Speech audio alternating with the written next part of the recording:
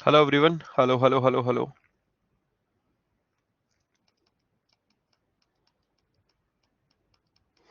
CRR SLR हम लोगों का हो गया था। LF repo rate bank rate refinance facility तक हम लोगों का कंप्लीट था।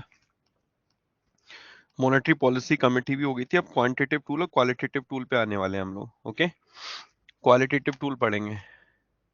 स्टार्ट करें क्वालिटेटिव टूल के साथ।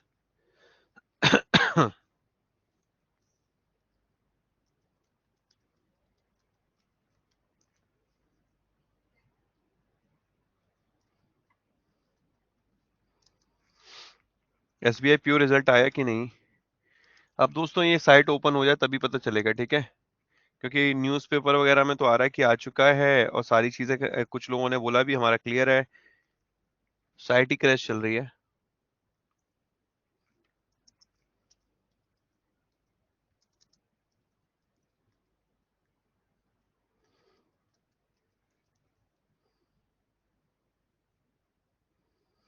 स्टार्ट करते हैं SBI PO result. Okay fine.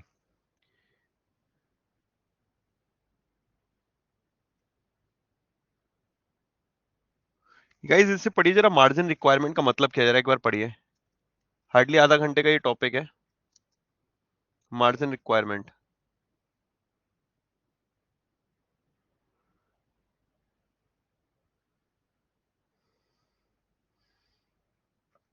What is the meaning of margin requirement? नच वाला टॉपिक बाकी है ना? हाँ, अभी नच वाला टॉपिक भी बाकी है, अभी हमारा नाबार्ड भी बाकी है, ठीक है? अभी काफी चीजें बाकी हैं, सब आज बैठ के खत्म कर लेंगे।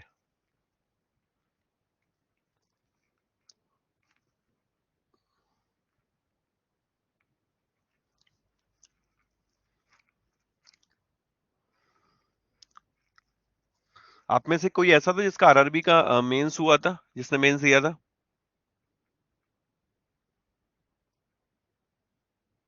नो। बेसिकली मार्जिन रिक्वायरमेंट का क्या मतलब है, कैसे ये इसको मॉनेटरी पॉलिसी टूल के तौर पर इस्तेमाल किया जाता है, उन सभी चीजों के बारे में जरा स्टडी करते हैं। Margin requirement is refers to a difference between current value of the security offered for a loan and the value of loan granted. Okay, मतलब जैसे कि एक व्यक्ति है, उसने लोन लिया है। ओके, अब वो लोन लेने के लिए कहाँ जाएगा? बैंक जाएगा। उसको बैंक ने लोन दिया है। अब ये व्यक्ति क्या करेगा? ये अपनी कोई ना कोई सिक्योरिटी मॉर्गेज करेगा, कोई ना कोई ऑफर करेगा लोन के लिए कि भाई ये मेरी सिक्योरिटी है, इस सिक्योरिटी को आप रख लीजिए और इस सिक्योरिटी के बदले में आप मुझे लोन दे दीजिए। यही तो एक व्यक्ति विशेष करेगा। यस और नो? कोई भी व्यक्ति क्या करेगा कि जब लोन लेने के लिए बैंक के पास जाएगा तो बैंक से कहेगा कि ये मेरी सिक्योरिटी है, इसको मैं मॉर्गेज कर रहा हूं। ओके, और इसके बदले में आप मुझे लोन दे दीजिए। वो कहेगा ओके फाइन। लेकिन जो ये सिक्योरिटी मॉर्गेज की जाएगी, उस सिक्योरिटी की जो करंट वैल्यू है, ओके ध्यान से सुनिएगा, उस सिक्योरिटी की जो करंट वैल्यू है, current value of security offered for a loan and value of loan, इन दोनों के बीच के डिफरेंस को बोला जा रहा है मार्जिन रिक्वायरमेंट। गाइस थोड़ा डिकोड करने की कोशिश करो, प्लीज थोड़ा सा डिकोड करने की कोशिश करो। Current value of security and value of loan, जो इसके बीच का डिफरेंस है उसे बोलते हैं मार्जिन रिक्वायरमेंट। समझ में आ रहा है?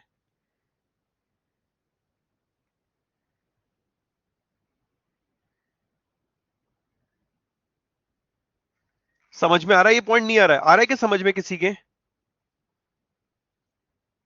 क्या समझ में आया जबरदस्ती का? फॉर एग्जाम्पल 100 करोड़ का लोन है। 100 करोड़ का लोन है, उसमें मार्जिन रिक्वायरमेंट मैंने बोल दिया 40% है। क्या मतलब है इसका? क्या मतलब है इसका जरा बताइए। 100 करोड़ रुपीस का लोन है और उसमें मार्जिन रिक्वायरमेंट जो है वो 40% का, क्या मतलब है इसका? Security minus loan is equal to, RRB में यूपीआई फैसिलिटी नहीं है क्या? मेरे समझ में नहीं आया किस क्वेश्चन, कैसे क्वेश्चन की बात करी आपने?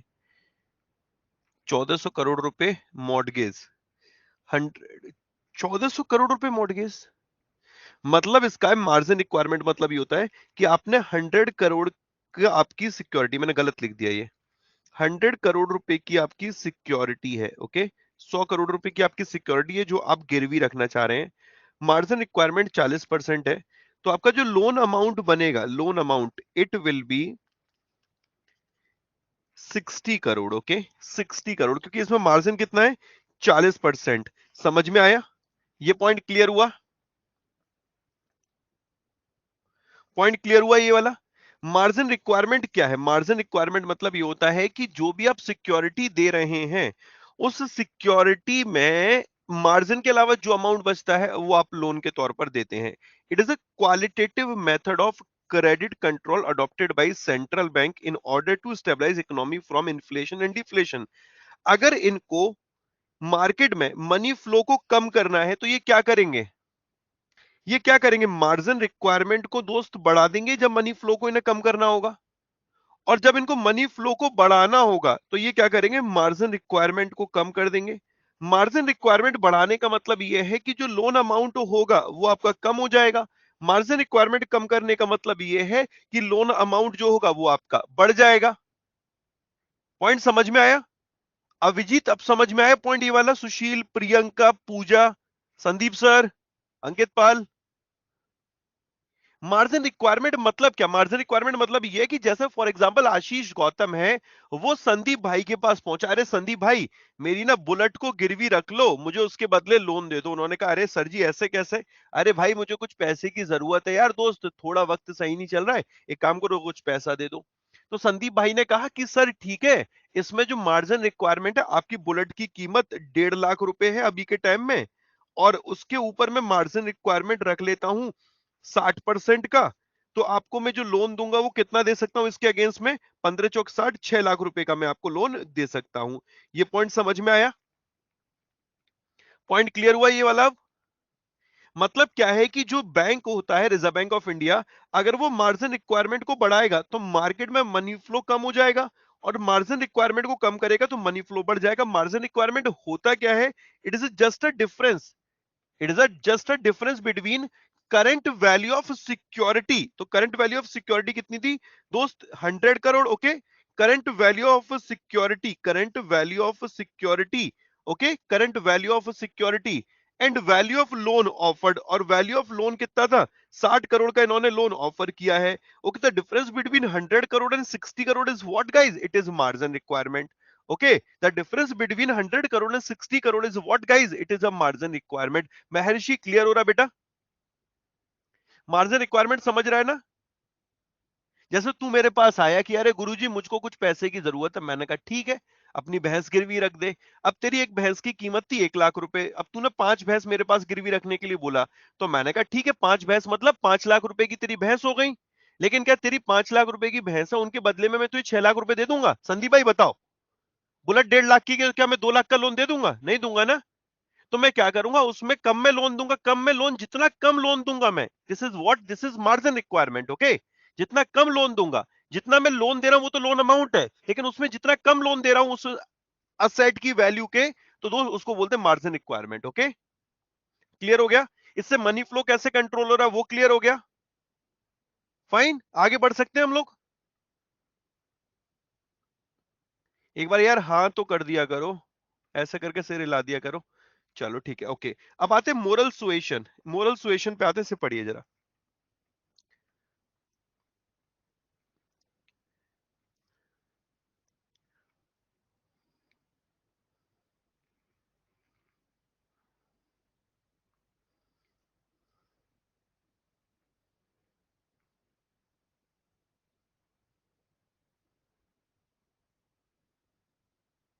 सर एमआर फिक्स होता है, ये हर केस में बदलता रहता है भाई। अब ऑटोमोबाइल लोन के लिए हो सकता है कुछ और हो मार्जिन रिक्वायरमेंट, हाउसिंग लोन के लिए कुछ और हो मार्जिनल रिक्वायरमेंट, तो ये अलग अलग चलता है, ये इंटरनल है, इसे चलने दीजिए। एक बार मार्जिन रिक्वायरमेंट रिपीट कर दीजिए सर। आयुषी, मार्जिन रिक्वायरमेंट बेटा कुछ नहीं है, कल को तुमको ना तो कुछ पैसे की जरूरत है, अब तुम अपनी स्कूटी मेरे पास आई रखने के लिए कि अरे आशीष भैया एक काम करो ना, मेरी स्कूटी रख लो। तुम्हारी स्कूटी 1 लाख रुपए की थी, तो मैं तुम्हें 1 लाख का लोन थोड़ी दे दूंगा, तुम्हारा जितने की स्कूटी है 1 लाख या 1.5 लाख का नहीं दे दूंगा। जितना कम लोन दूंगा ना, जितना कम लोन दूंगा वो मार्जिन रिक्वायरमेंट है। मैंने तुम्हें 70,000 का लोन दिया तो 30,000 क्या मार्जिन रिक्वायरमेंट। मोरल सुएशन क्या होता है? मोरल सुएशन होता है कि सेंट्रल बैंक बोलता है बैंक को कि बेटा बैंक एक काम कर, जो हमारी बात है हम तेरे से कह रहे हैं, हमारी बात को मान, और तू थोड़ा ना बाजार में लोन देना थोड़ा कम कर दे, या जो हम कह रहे हैं उस बात को मान ले। अगर नहीं मानेगा तो भाई सीधी सी बात है, वो नहीं होता लातों के भूत बातों से नहीं मानते, या तो बातों से मान जाओ, नहीं तो फिर लात पड़ेगी तब मान जाओ। ठीक है, तो पहले तो परसुएशन हो गया, समझबूझ से समझदारी से सेंट्रल बैंक कह रहा है कि हमारे डायरेक्टिव है, हमारे दिशा निर्देश हैं, उनको मानो। नहीं मानोगे तो फिर वो क्या करेगा बेटा, प्रेशर करेगा, किस चीज के लिए, कि उसके डायरेक्टिव्स को मानो। और डायरेक्टिव्स को नहीं मानता है बैंक, तब क्या करते हैं?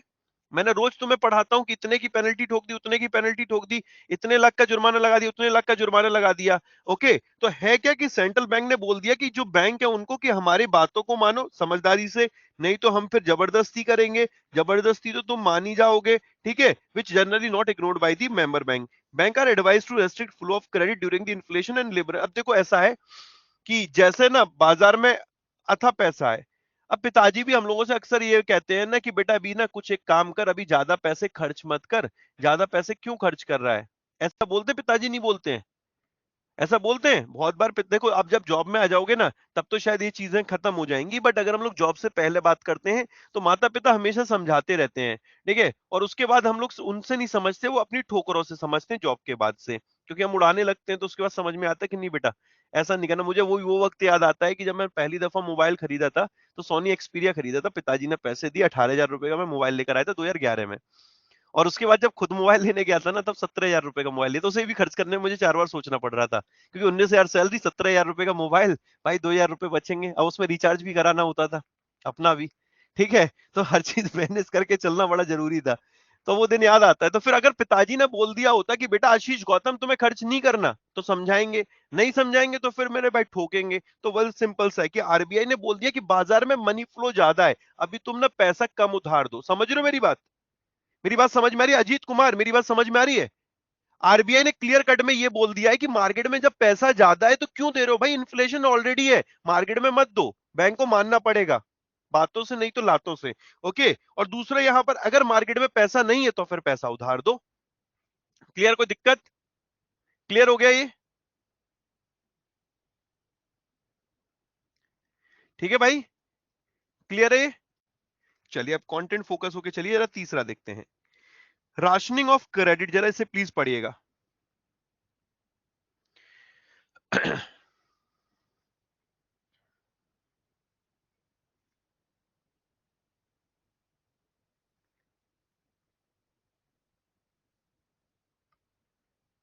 2011 में 18,000 का पेंसिल भी नहीं, अरे उस टाइम हम खरीदने भी गए थे तो हमारे सारे कॉलोनी के दोस्त गए थे, जैसे कि ताजमहल खरीद लिया हो।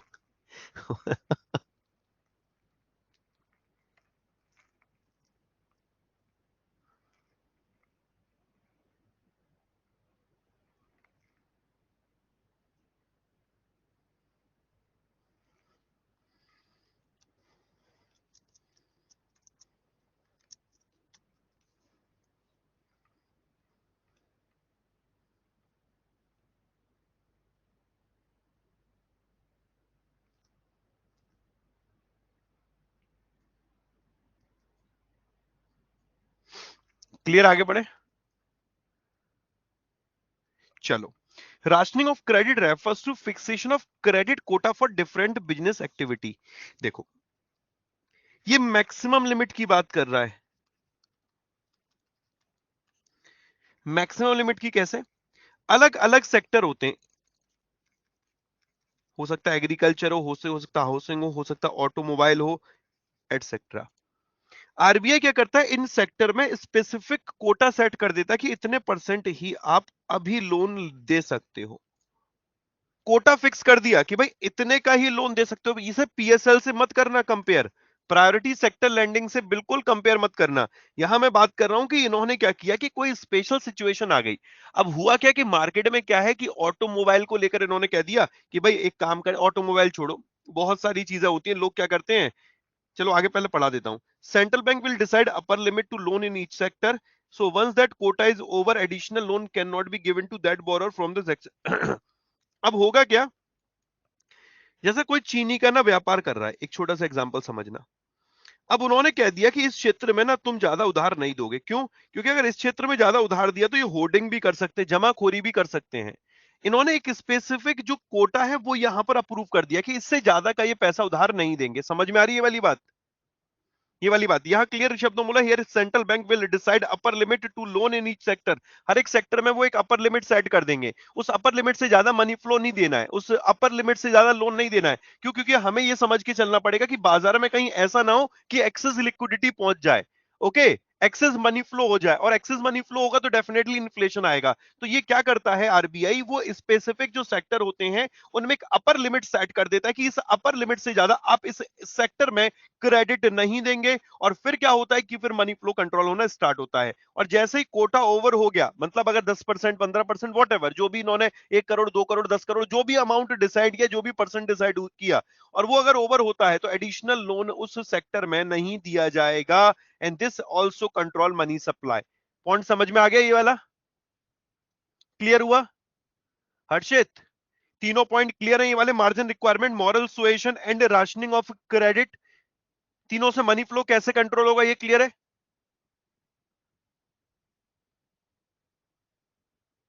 चलिए नेक्स्ट, कंज्यूमर क्रेडिट रेगुलेशन।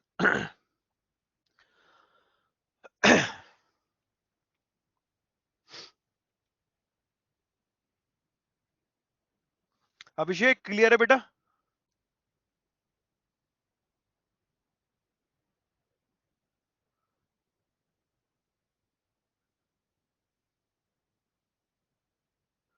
हर बैंक जो लोन देते हैं वो आरबीआई के कहने पर ही लोन देते हैं? नहीं, ऐसा नहीं है, बिल्कुल भी ऐसा नहीं है। आरबीआई जब इंटरवेंशन करता है, जब मनी सिचुएशन, जब मार्केट की सिचुएशन थोड़ी वर्स्ट होती है, तब जाकर वो इंटरवेंशन करता है। लास्ट पॉइंट एंड में और समझा दूंगा, अभी पहले इससे पढ़ते हैं नेक्स्ट वाले को, कंज्यूमर क्रेडिट रेगुलेशन, इसको पढ़िए।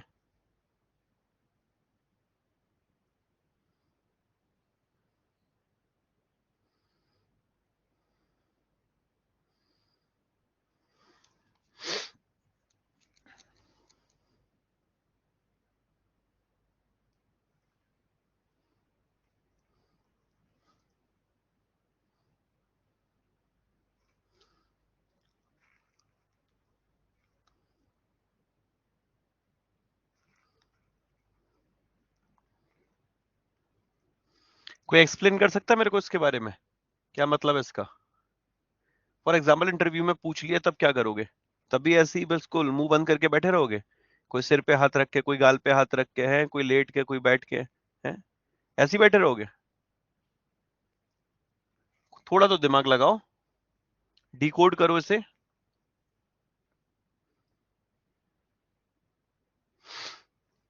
होम लोन, हर्षित मल्होत्रा, होम लोन मतलब क्या?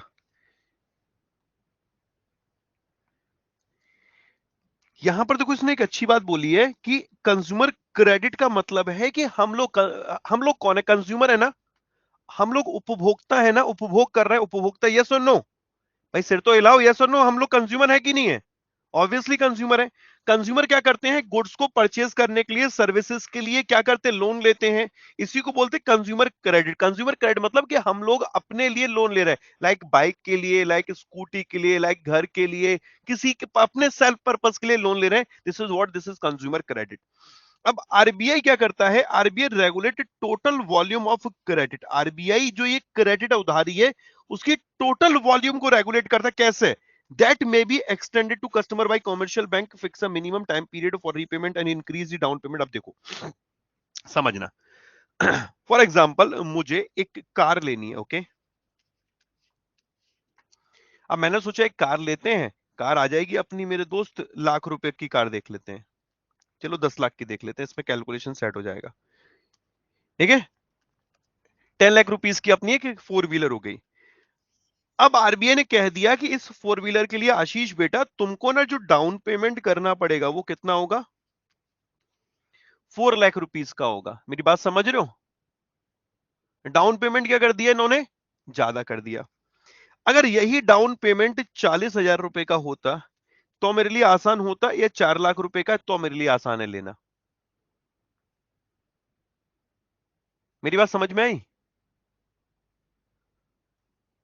मेरी बात समझ में आई नहीं आई? अरे यार सीधी सी बात है, सीधा सा फंडा है। मैं मार्केट गया लोन लेने के लिए, ओके, कार लेने के लिए, एक फोर व्हीलर लेने के लिए। जब मैं फोर व्हीलर लेने पहुंचा तो मेरे पास पैसा ही नहीं है। I don't have enough amount. मैं सोच रहा हूँ यार आशीष, तेरे को तो उधारी पे तो चाहिए ही है, तेरे को तो ये करना क्या है? मेरे को तो भाई ये किश्तों पे चाहिए। अब अंबानी की औलाद तो हो नहीं रहे भाई कि चेक काट के दे देंगे 1 मिनट में कि ले भाई चेक काट और जाके भुना लियो बैंक से। ठीक है, पिताजी भी हमारे बम्बानी, हम भी बम्बानी। तो अब ऐसे में कहीं ना कुछ तो सोचना पड़ेगा। मैंने सोचा एक काम करते हैं, 40,000 रुपए ना क्या करेंगे, जमा कर देंगे डाउन पेमेंट, और 9,60,000 रुपए की किस्त बनवा लेंगे। यही तो दिमाग में आप लोगों के भी चलता होगा भाई, सबको, सब लोगों के चलता है। अब हुआ क्या, आरबीआई ने कह दिया कि डाउन पेमेंट तुम्हें 40,000 की बजाय 4 लाख करना है।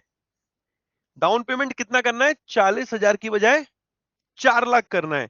तो क्या मैं कैपेबल हूंगा? जेब में नहीं है दाने, अम्मा चली भुनाने, भाई 40,000 रुपए पड़े हुए, 4 लाख का डाउन पेमेंट कहां से करूंगा? तो फिर मार्केट में जो मनी फ्लो होगा वो क्या होगा, कम होगा कि ज्यादा होगा? कम होगा कि ज्यादा होगा? ऑब्वियसली जब मैं ही नहीं जाऊंगा पैसा खर्च करने तो मार्केट में मनी फ्लो कम होगा। ये मेरी बात क्लियर हुई आपके? अब दूसरा पॉइंट और समझना, इसी में समझते हैं। इन्होंने कह दिया कि जो किस्तें बनेंगी तुम्हारी, 10 लाख की कार है, तुम्हारी जो इंस्टॉलमेंट बनेंगी वो 15 इंस्टॉलमेंट में तुम्हें से पे करना पड़ेगा। मैंने कहा चल ठीक है, 15 इंस्टॉलमेंट में पे कर देंगे। ठीक है, मैंने कहा चल ठीक है, 1 लाख रुपए डाउन पेमेंट कर देते हैं, 1 लाख का डाउन, केस नंबर 2। बाकी 9 लाख रुपए के क्या करेंगे? इतना तो हम देख लेंगे आराम से, सैलरी वैलरी आती रहेगी, आराम से चुकाते रहेंगे भाई 15 इंस्टॉलमेंट में। आराम 15 × 6 = 90, 60,000 60,000 60,000 की इंस्टॉलमेंट हम लोग यहाँ पर देते रहेंगे पर मंथ, कोई दिक्कत नहीं। अब इन्होंने कह दिया 15 की बजाय ये आपको 10 इंस्टॉलमेंट में पे करना, मतलब 90,000 की इंस्टॉलमेंट। अब भाई कहां से देंगे? 60,000 तो सैलरी, एक एग्जांपल के तौर पर 90,000 किस्त बन गई, कहां से देंगे? फिर मोबाइल का रिचार्ज, फिर गाड़ी की पेट्रोल, फिर इधर जाना उधर जाना। अब मोमोज भी खाने शाम को, कैसे खाएंगे सोचो मेरे भाई, हैं? जिंदगी तो फिर हो जाएगी बेकार। तो ऐसे में समझो जरा क्या कर रहा है, मतलब आरबीआई कंज्यूमर क्रेडिट को कैसे कंट्रोल कर रहा है। मेरे कॉन्सेप्ट को समझना, मेरा पॉइंट को समझना। कंज्यूमर क्रेडिट को वो कैसे कंट्रोल कर रहा है कि जो कंज्यूमर तक क्रेडिट पहुंच रहा है उसी को वो कहीं ना कहीं दोस्त एक तरीके से ऑल्टर कर रहा है। डाउन पेमेंट का अमाउंट बढ़ा देता है, कहीं ना कहीं इंस्टॉलमेंट जो रीपे कर प्री भाई रीपे करनी है, उनकी जो इंस्टॉलमेंट का टाइम पीरियड उसको कम कर देता है। तो जब मेरे पास पैसा ही नहीं होगा तो फिर मैं कैसे यार इसको प्लान कर पाऊंगा लोन को, बताइए? कर पाऊंगा कि नहीं कर पाऊंगा? नहीं कर पाऊंगा ना। तो क्या कर रहा है आरबीआई? कंज्यूमर क्रेडिट के माध्यम से RBI regulated total volume of credit. किस तरीके से? By fixes a minimum time period for repayment or increase the down payment required for a specific category to influence the flow of a credit। समझ में आ गया ये? Clear हुआ point? देखो लैंग्वेज को रट्टा मत मारो, कॉन्सेप्ट समझ में आया कि नहीं आया ये बता दो बस मेरे को, एक बार और तसल्ली से पढ़ लो।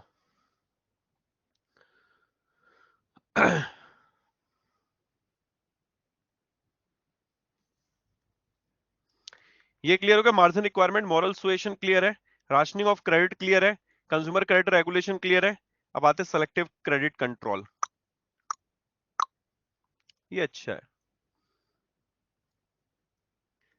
महर्षि तू बार बार अपनी लेफ्ट साइड पे क्या देखता है, कौन है? हैं? मैं तुझसे मिलने आया वॉरियर पढ़ने के बहाने हैं। सेटिंग मत कर लियो, मैं बता रहा हूं तेरे को बेटा, जिंदगी बेकार हो जाएगी।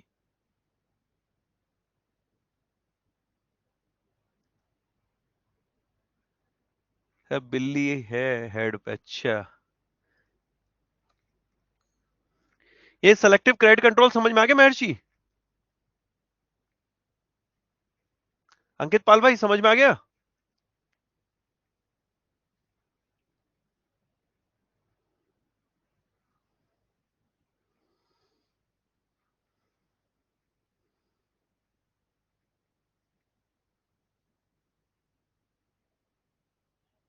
सर ये लोग कौन है? बेटा ये सभी इन्होंने भी एडमिशन लिया, ये आप ही की तरीके से हैं, कोई अलग नहीं आया स्पेशल।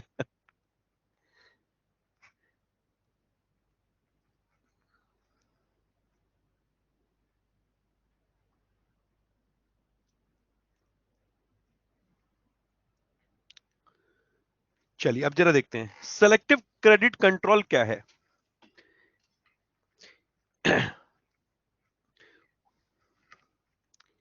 अब देखो होता क्या है ना, जैसा कि अभी पता चले आप लोगों में से बहुत सारे इकोनॉमिक्स के छात्र होंगे, नहीं भी होंगे तो जनरल तो चीजें समझते हैं। कल को अगर ये कह दिया जाए कि पेट्रोल के दाम बढ़ने वाले हैं, बजाय 100 रुपए के 200 रुपए होने वाला है, तो ऑलमोस्ट सभी लोग भाग जाएंगे पेट्रोल भरवाने के लिए। टंकी 14-15 लीटर की होगी, भरवाने ऐसे जाएंगे जैसे कि 14-15 साल की खाना पूर्ति होने वाली हो, है ना। लेकिन फिर भी कहीं ना कहीं मेरे दोस्त पेट्रोल भरवाने चले जाएंगे। देखिए यह सिंपल शब्दों में कह दी जाए कि जो मैगी का पैकेट है वो 12 रुपए वाला वो 122 रुपए का होने वाला है, तो लोग क्या करेंगे, 10-10 20-20 30-30 40 पैकेट रख लेंगे। या चीनी के दाम की बात कर लेते हैं, चीनी जो अभी 50 रुपए किलो है वो अच्छे खासे उसके दाम बढ़ने वाले हैं, तो फिर क्या करेंगे, लोग स्टॉक करना स्टार्ट कर देंगे। चलो हम लोग तो कितना स्टॉक करेंगे, 2 किलो 4 किलो, एक कट्टा 2 कट्टा, एक बोरी 2 बोरी ये करेंगे। लेकिन जो बड़े बड़े लोग हैं, बड़े बड़े लोग हैं, वो क्या करेंगे, उसकी होर्डिंग करना स्टार्ट कर देंगे। क्यों होर्डिंग करना स्टार्ट करेंगे, क्योंकि उनको मुनाफाखोरी चाहिए भाई। अभी होर्डिंग कर लेंगे, कल प्राइस बढ़ेंगे तो फिर महंगे दामों में बेचेंगे। तो वही लिखा हुआ है कि जो सेंसिटिव कमोडिटीज होती है, लाइक रॉक कॉटन, कपास, सुगर, गुड़, ठीक है, खांडसारी, फूड ग्रेन, इन सभी को लेकर जो व्यापारी वर्ग होते हैं ना, वो क्या करते हैं, जैसे अगर इनके रेट बढ़ने वाले हैं तो इनकी होर्डिंग वोटिंग करना स्टार्ट कर देते हैं, मतलब कि अपने पास जमा करना स्टार्ट करते हैं। अब उसके लिए, जमा करने के लिए कहीं ना कहीं पैसे की जरूरत पड़ती है, तो पैसे के लिए, जरूरत के लिए वो कहां जाएंगे, बैंक जाएंगे। बैंक जाएंगे कि नहीं जाएंगे, तो आरबीआई क्या करता है, सिलेक्टिव क्रेडिट कंट्रोल की तरीके तहत, कि वो reserve Bank of India restrict कर देता है बैंक को कि आप इसके अगेंस्ट में फाइनेंस नहीं देंगे। जो ये सेंसिटिव कमोडिटीज हैं, अगर इनके लिए कोई फाइनेंस चाहता है तो आप उसमें रेस्ट्रिक्ट कर देते हैं कि नहीं देंगे। समझ में आया। एग्जाम्पल ऑफ दारू is a pandemic. Okay, good. Garima, क्या एग्जाम्पल दिया है? बहुत बढ़िया गरिमा। जिसने जो पिया, जिसने जो खाया, उसी का एग्जाम्पल दिया। मैंने पेंडेमिक के दौरान मैगी बहुत खाई थी, तो भाई मैंने मैगी का एग्जाम्पल दिया। ठीक है। गरिमा तूने भाई, मतलब एक पैक अंदर बहन सिकंदर है, बिल्कुल अलग ही सीन चल रहा है, बहुत बढ़िया। अब जरा ये बता, सेलेक्टिव क्रेडिट कंट्रोल समझ में आ गया? सेलेक्टिव क्रेडिट कंट्रोल समझ में आ गया कि नहीं आ गया, ये बताओ। मतलब स्पेशली क्या करते हैं कि अगर ये जो सेंसिटिव कमोडिटीज है, इनके लिए कोई अगर लोन वगैरह लेने आ रहा है, तो उनको वो ये फिर बोल देते कि भाई इस वाले क्षेत्र में आपको लोन नहीं देना है। ओके। डायरेक्ट एक्शन तो सबसे बढ़िया है, ठीक है। ये मेथड ऐसा है कि भाई सुनने का नहीं है, अगर तुम नहीं मानोगे तो सीधी सी बात है, आरबीआई तुमको बोल देगा कि ये तुम्हें करना है, और नहीं करोगे तो फिर तुम्हारे ऊपर फिर रेस्ट्रिक्शन शुरू। डायरेक्ट एक्शन लिखा हुआ ना, डायरेक्ट एक्शन। ओके, पिताजी बोलेंगे नहीं बेटा कि सुबह उठो, रात को जल्दी सो जाओ, वो तो लठ उठाएंगे और दे और दे और दे और दे और मेरे भाई बिछा देंगे। सीधी सी बात, डायरेक्ट एक्शन। उन्होंने बोला है तो मानना पड़ेगा। अगर क्लियर बोल दिया कि भाई क्रेडिट कंट्रोल करना, मार्केट में मनी नहीं दोगे तो नहीं दोगे। ओके। तो this method is adopted when some commercial bank do not cooperate. Okay. Maharshi को पिताजी ने बोला बेटा शाम को फोन पे बात नहीं करनी है, महर्षि लगे हुए, हेलो कैसे हो, सब ठीक है। तो फिर पिताजी को जब पता चलेगा तो पिताजी बेटा ठोकेंगे, है ना। सीधी सी बात है, तो वही डायरेक्ट एक्शन यहां पर चलेंगे। ये क्लियर हो गया। क्वालिटेटिव मेजर आपके, क्वालिटेटिव मेजर क्लियर है, क्वांटिटेटिव मेजर क्लियर है। कोई दिक्कत यहां तक? हरीश भाई यहां तक कोई दिक्कत? Everything is fine. अब एक बार जरा राशनिंग ऑफ क्रेडिट एक और बार पढ़ लो, ये जो वाला था राशनिंग ऑफ क्रेडिट, इसमें कुछ लोगों को डाउट था, फिर मैं आता हूँ नेक्स्ट, इसी में ही आगे बढ़ते हैं।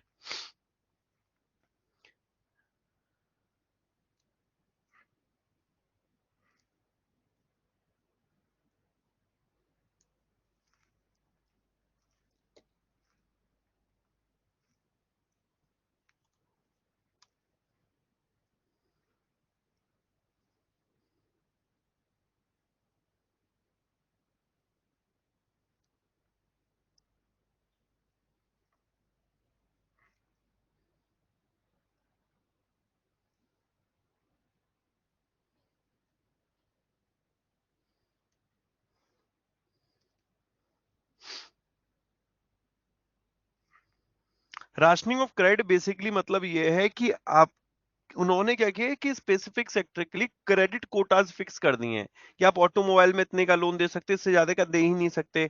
आप एग्रीकल्चर में इतने का लोन दे सकते हैं, इतने से ज्यादा का दे नहीं सकते। तो फिर क्या होगा कि फिर उसके बाद अगर वो लिमिट ओवर हो गई तो फिर आप उस लिमिट को बियॉन्ड नहीं जा सकते। Okay. This is rationing of credit. अक्सर ये जितने भी टूल हैं ये आपके इंटरव्यू में पूछे जाते हैं। इंटरव्यू में वो पूछ लेगा कि विच ऑफ द फॉलोइंग, जैसे अगर रिटन में भी पूछता है तो यूं आ सकता है कि विच of the following is a quantitative tool, okay, which of the following is a qualitative tool. आपको नीचे ऑप्शन गिवन होंगे तो आप इजीली टिक कर सकते हो। जैसे क्वालिटेटिव टूल में उन्होंने लिख के यहाँ पर दे दिया कि राशनिंग ऑफ क्रेडिट लिखा हुआ है, बैंक रेट लिखा हुआ है, ठीक है, फिर लिखा हुआ है यहाँ पर आपका मोरल सुएशन लिखा हुआ है, चौथा लिखा है यहाँ पर डायरेक्ट एक्शन, पांचवा लिखा है ऑल ऑफ दी अबव। आप किस पे टिक करेंगे? बताइए किस पे टिक करेंगे?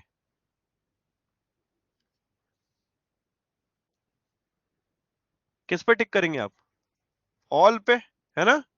सभी लोग ऑल पे टिक करेंगे ना?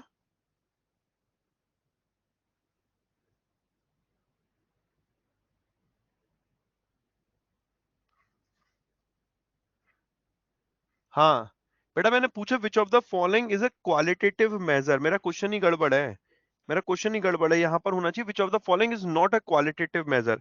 तो ये जो bank rated is not a qualitative measure, okay, bank rate is a quantitative measure. जरा देखिए यहां पर क्वांटिटेटिव मेजर है, समझ रहे हैं?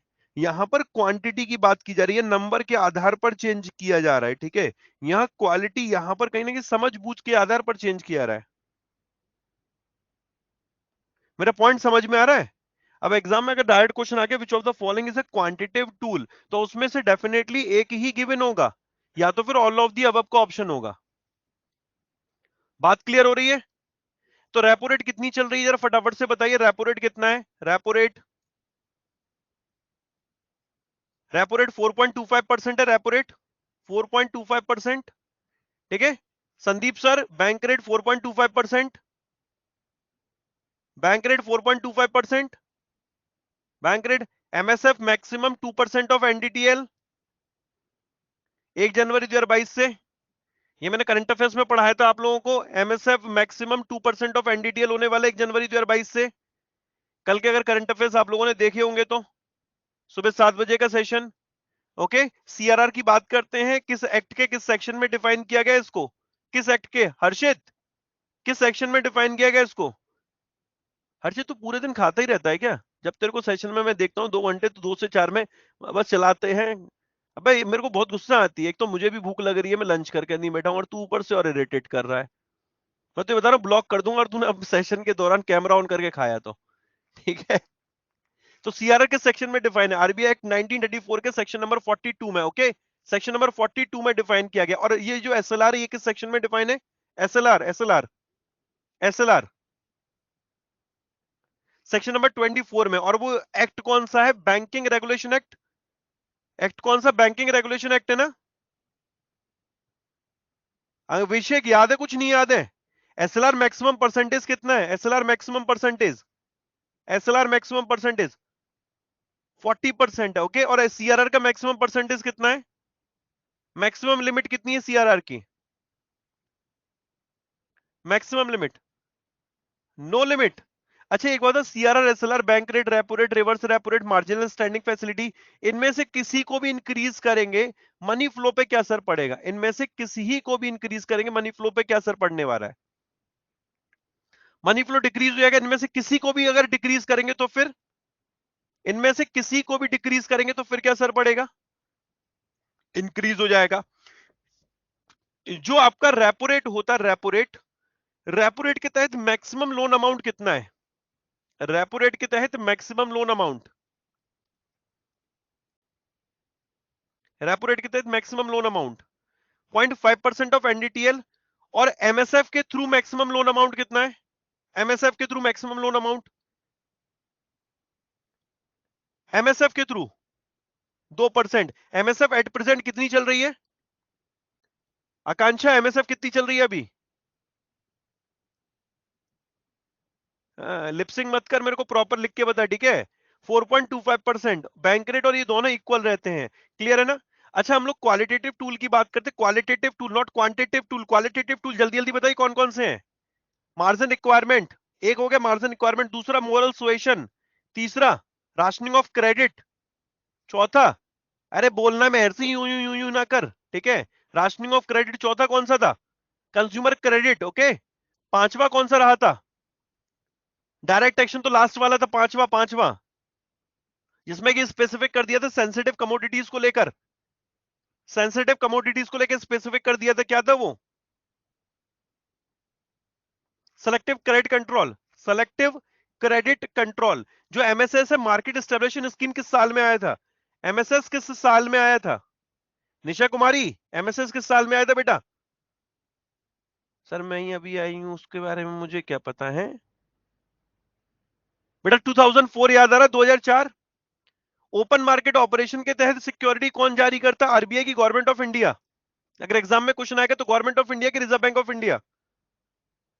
Auction is conducted by Reserve Bank of India but securities are issued by the Government of India. Okay, clear है ना? अगर सिक्योरिटी को सेल करते तो मनी फ्लो कम हो जाता है। सिक्योरिटी को सेल करने पे मनी फ्लो कम हो जाता है। सिक्योरिटी को सेल करने पे मनी फ्लो कम हो जाता है भाई।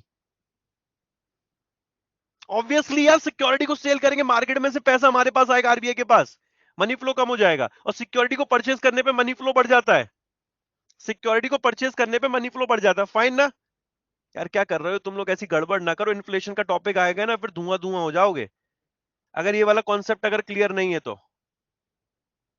अच्छा, डिस्काउंट रेट का मतलब क्या है? डिस्काउंट रेट, कौन सी रेट को डिस्काउंट रेट बोला जाता है? कौन सी रेट को डिस्काउंट रेट बोलते हैं हम लोग? बैंक रेट को डिस्काउंट रेट बोलते हैं ना। इवन उसको हम लोग पैनल रेट क्यों बोलते हैं? Panel rate, panel rate. Ashu सुनो ना, ओए महर्षि, ओए ब्लॉक कर दूंगा। Okay, you don't have right. ठीक है, ये बता पैनल रेट का मतलब क्या है? पैनल रेट, सीआरआर एसएलआर अगर मेंटेन नहीं होता देन फिर पैनल रेट आता है। सीआरआर, अच्छा ये बताओ कितने पे पेनल्टी? पहले दिन कितनी पेनल्टी, दूसरे दिन कितनी पेनल्टी है विशाल? पहले दिन कितनी पेनल्टी, दूसरे दिन कितनी पेनल्टी? पहले दिन कितनी है? रेपो रेट प्लस 3%, दूसरे दिन repo rate plus 5%। Nisha Kumari fine, clear? Okay, repo rate plus 3%, repo rate plus 5%। हमने तो बैंक रेट प्लस 3% बढ़ाया था, बैंक रेट प्लस 5% बढ़ाया था। हैं? सत्यनारायण की कथा चल रही है। हाँ? आओ कलावा बनवा लो बेटा, ओम स्वाहा। है? जरा थोड़ा ना ध्यान से सुनो, मेंटली प्रेजेंट रहो। ठीक है, खीकी खीकी ना दांत ना फाड़ो, मेंटली प्रेजेंट रह लो। अब आगे बढ़ ले। सोचो अगर तुम लोग क्लासरूम में होते कितना मजा आता ना। तब मजा आता असल में, तो यहाँ तो वर्चुअली तो तुम मन मन में मेरे को कुछ भी बोल लेते होगे ना। म्यूचुअल फंड बाद में पढ़ेंगे, किसान विकास पत्र पढ़ते इस पे आते हैं। खुलकर बेइज्जती होती है, सही है ना यार, अपनों के बीच में बेइज्जती होगी तो कोई दिक्कत नहीं है।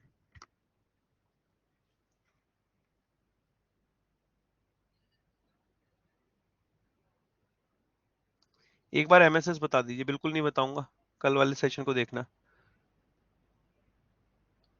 Is there in a reason for calling a CRR SLR direct tool other as a indirect tool? Oh my God, क्या सवाल है। डायरेक्ट टूल इनडायरेक्ट टूल, ऐसा है ना कि सीआरआर एसएलआर ना मैंडेटरी है, मैंडेटरी। आप अगर 4% से 3% कर दिए तो फिर आपके पे डायरेक्ट इंपैक्ट आएगा। इनडायरेक्ट टूल मतलब ये कि जितना आरबीआई ने रेपो रेट कम किया, क्या उतना ही सस्ता आगे वो कस्टमर के लिए कर रहा है? यहाँ तो 30 बेसिस पॉइंट कम कर दिया आरबीआई ने, क्या उतना ही उन्होंने आगे जो लोन पर ब्याज दर है उसमें भी 30 बेसिस पॉइंट कम किया है? वो 10 करेंगे, 15 करेंगे। तो ये इनडायरेक्ट टूल है, जिससे मार्केट में मनी फ्लो पे असर इंस्टेंट नहीं पड़ता, क्योंकि इनडायरेक्टली पड़ता है। जब तक वो कस्टमर तक अफेक्ट नहीं करेगा तब तक नहीं फर्क पड़ेगा, लेकिन सीआरआर एसएलआर तो डायरेक्ट अफेक्ट करता है ना भाई।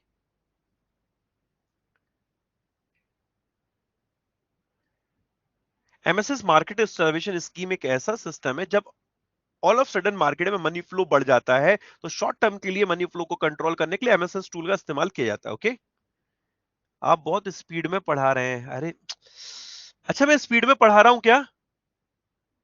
भाई अभी ये जो 10 मिनट का सेशन हुआ, 15 मिनट का, ये एक रिवीजन रहा था, इसीलिए मैंने थोड़ा स्पीड से करा, अदरवाइज हम लोग कूल तरीके से पढ़ते हैं। अब जरा किसान विकास पत्र पे आते हैं, यहां से एग्जाम में क्वेश्चन आ चुका है। केवीपी जरा से पढ़िए।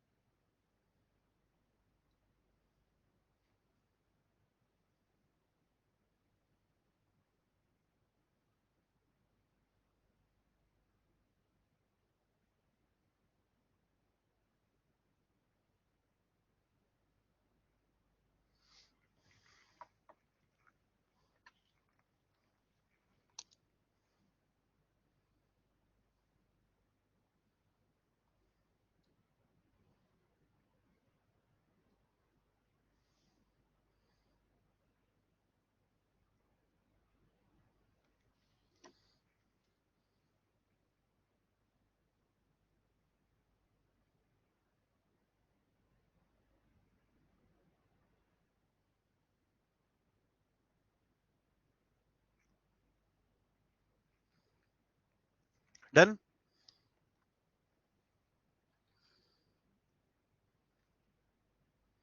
हम लोग का मॉनेटरी पॉलिसी डन हो चुका है। मॉनेटरी पॉलिसी में डाउट हो?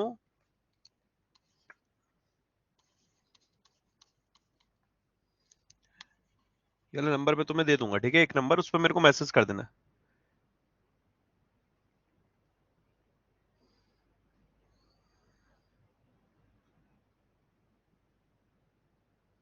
बेटा KVP is a different thing and recurring account is a different thing. Sandeep Chauhan अलग है यार।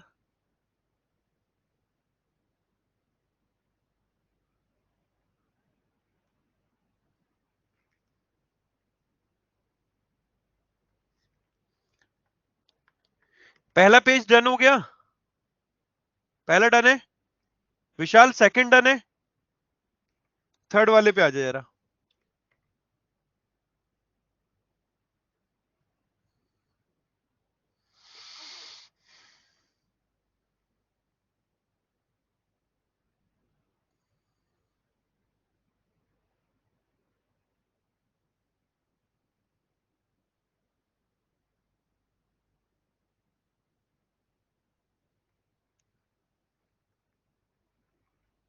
कौशिकी मिश्रा भी, और सच कोई बुक पे मत फोकस कर बहन। तू ना एक काम किया कर, रेगुलर जो मैं करंट अफेयर के सेशन लेता हूँ ना उनको देख। जैसे अभी तुम लोगों को एक चीज मैं बताऊं, प्रॉम्प्ट करेक्टिव एक्शन आ गया, अभी तक बैंक के लिए था, एनबीएफसी के लिए भी आ गया। तो वॉरियर 9 में आप लोग अपडेटेड बहुत कुछ पढ़ने वाले हैं, जो कि वॉरियर 8 तक नहीं था, क्योंकि नए नए सर्कुलर आएंगे, वो ऐड होते चलेंगे।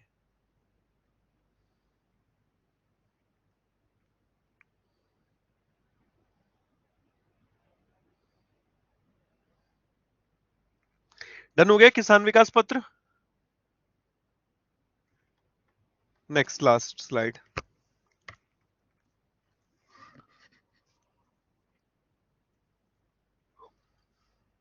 वीडियो में से पूरा याद नहीं रह पाता, क्या करें? कोई बात नहीं, दोबारा देख लो, दोबारा पढ़ लो। फिर भी ना हो तो दोबारा पढ़ लो, मल्टीपल टाइम पढ़ लो।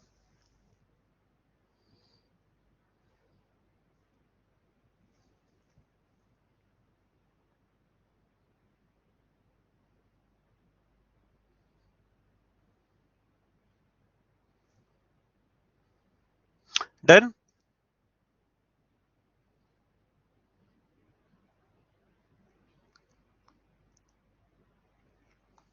Done done.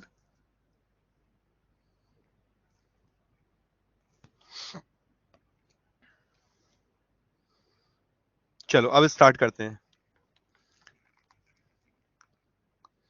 किसान विकास पत्र इज व्हाट गाइस? हम लोगों के लिए एक इन्वेस्टमेंट का टूल है ना ये। किसान विकास पत्र हम लोगों के लिए एक इन्वेस्टमेंट का टूल ही तो है। इसको पढ़ते हैं। किसान विकास पत्र क्या है? एक सेविंग सर्टिफिकेट स्कीम है which was first launch in 1988 by the India post. India post के द्वारा इस स्कीम को पहली दफा लॉन्च किया गया था। कब? 1988 में। ध्यान से सुनिएगा। इंडिया पोस्ट के द्वारा इस स्कीम को पहली दफा कब लॉन्च किया गया था? 1988 में। गौरव भाई क्लियर है? 1988 में इंडिया पोस्ट के द्वारा इसको as a saving certificate launch किया गया था। Okay. It was successful in early month. शुरुआत के महीनों में ये काफी सक्सेसफुल था। बट उसके बाद क्या हुआ कि गवर्नमेंट ऑफ इंडिया ने एक कमिटी सेटअप की थी श्यामला गोपीनाथ की अध्यक्षता में, जिसने कहा, इसने रिकमेंड किया था कि आपको केवीपी को मिस यूज हो रहा है। ठीक है, आपका जो केवीपी है उसका क्या हो रहा है? मिस यूज हो रहा है। तो इसके बाद गवर्नमेंट ऑफ इंडिया ने इसको क्लोज करने का फैसला लिया। यहां तक क्लियर है? 1988 में किसान विकास पत्र को लॉन्च किया गया था as a saving certificate scheme. आप इसके माध्यम से अपना पैसा सेव कर सकते हैं। शुरुआत के महीनों में इसका मिस यूज किया जा रहा था, फिर बाद में गवर्नमेंट ऑफ इंडिया ने इस स्कीम को क्लोज किया और केवीपी को 2011 में बंद कर दिया। जब नई गवर्नमेंट आई तो उसने फिर दोबारा से इसे 2014 में लॉन्च कर दिया। यहां तक क्लियर? अभिषेक सुन, 1988 में शुरू हुआ, 2001 में बंद हो गया, है ना? 2001 में बंद हो गया, 2001 में बंद हो गया, 2001 में बंद हो गया, 2011 में बंद हुआ है? कब बंद हो गया? 2011 में बंद हो गया। फिर 2014 में चालू हो गया। किस कमेटी के रिकमेंडेशन पे बंद हुआ था? श्यामला गोपीनाथ कमेटी के। संदीप सर, श्यामला गोपीनाथ कमेटी के रिकमेंडेशन पे इसको बंद कर दिया गया था। ओके। जो किसान विकास पत्र होता है वो कौन खरीद सकता है? एक व्यक्ति, आप, मैं, जो कि एडल्ट है अपने नाम से, या अगर माइनर है तो अपने on behalf of minor. Okay, on behalf of minor एक एडल्ट खरीद सकता है अपने नाम से, या फिर माइनर के बिहाफ पर खरीद सकता है। कोई भी ट्रस्ट खरीद सकता है। ओके, दो एडल्ट साथ में मिलकर संयुक्त तौर पर खरीद सकते हैं। एग्जाम का क्वेश्चन ये वाला बन सकता है, ये वाला बन सकता है कब लॉन्च किया गया, ये वाला बन सकता है किस कमेटी के रिकमेंडेशन पे क्लोज किया गया, फिर दोबारा रीस्टार्ट कब हुआ। जो किसान विकास पत्र सर्टिफिकेट होते हैं वो आपके 1,000 के, 5,000 के, 10,000 के और 50,000 के डिनोमिनेशन में अवेलेबल होते हैं। 1, 5, 10 और 50, 1,000, 5,000, 10,000 और 50,000 के डिनोमिनेशन में अवेलेबल होते हैं। ये आपके एग्जाम का क्वेश्चन बन सकता है। कितने के डिनोमिनेशन में? 1, 5, 10, 1,00,000 और 1 करोड़ रुपए तक के डिनोमिनेशन में अवेलेबल होते हैं। क्लियर है महर्षि? क्लियर है बेटा? कौशिकी क्लियर है? मिश्रा, आकाश, सिरोलिया क्लियर है?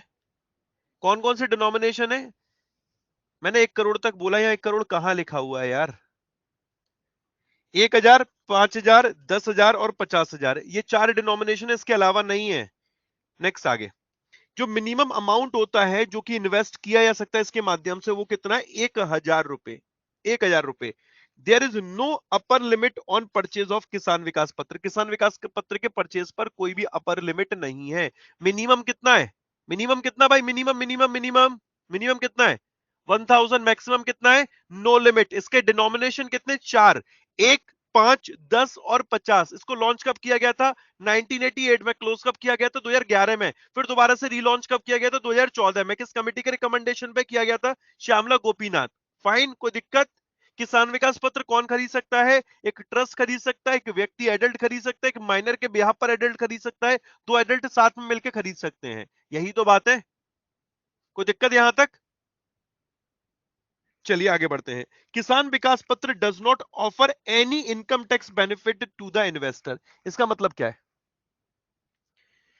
इसका मतलब क्या है? कितने लोग ऐसे हैं जो कि जॉब में हैं अभी, या कितने ऐसे लोग हैं जिनके माता पिता जॉब में हैं?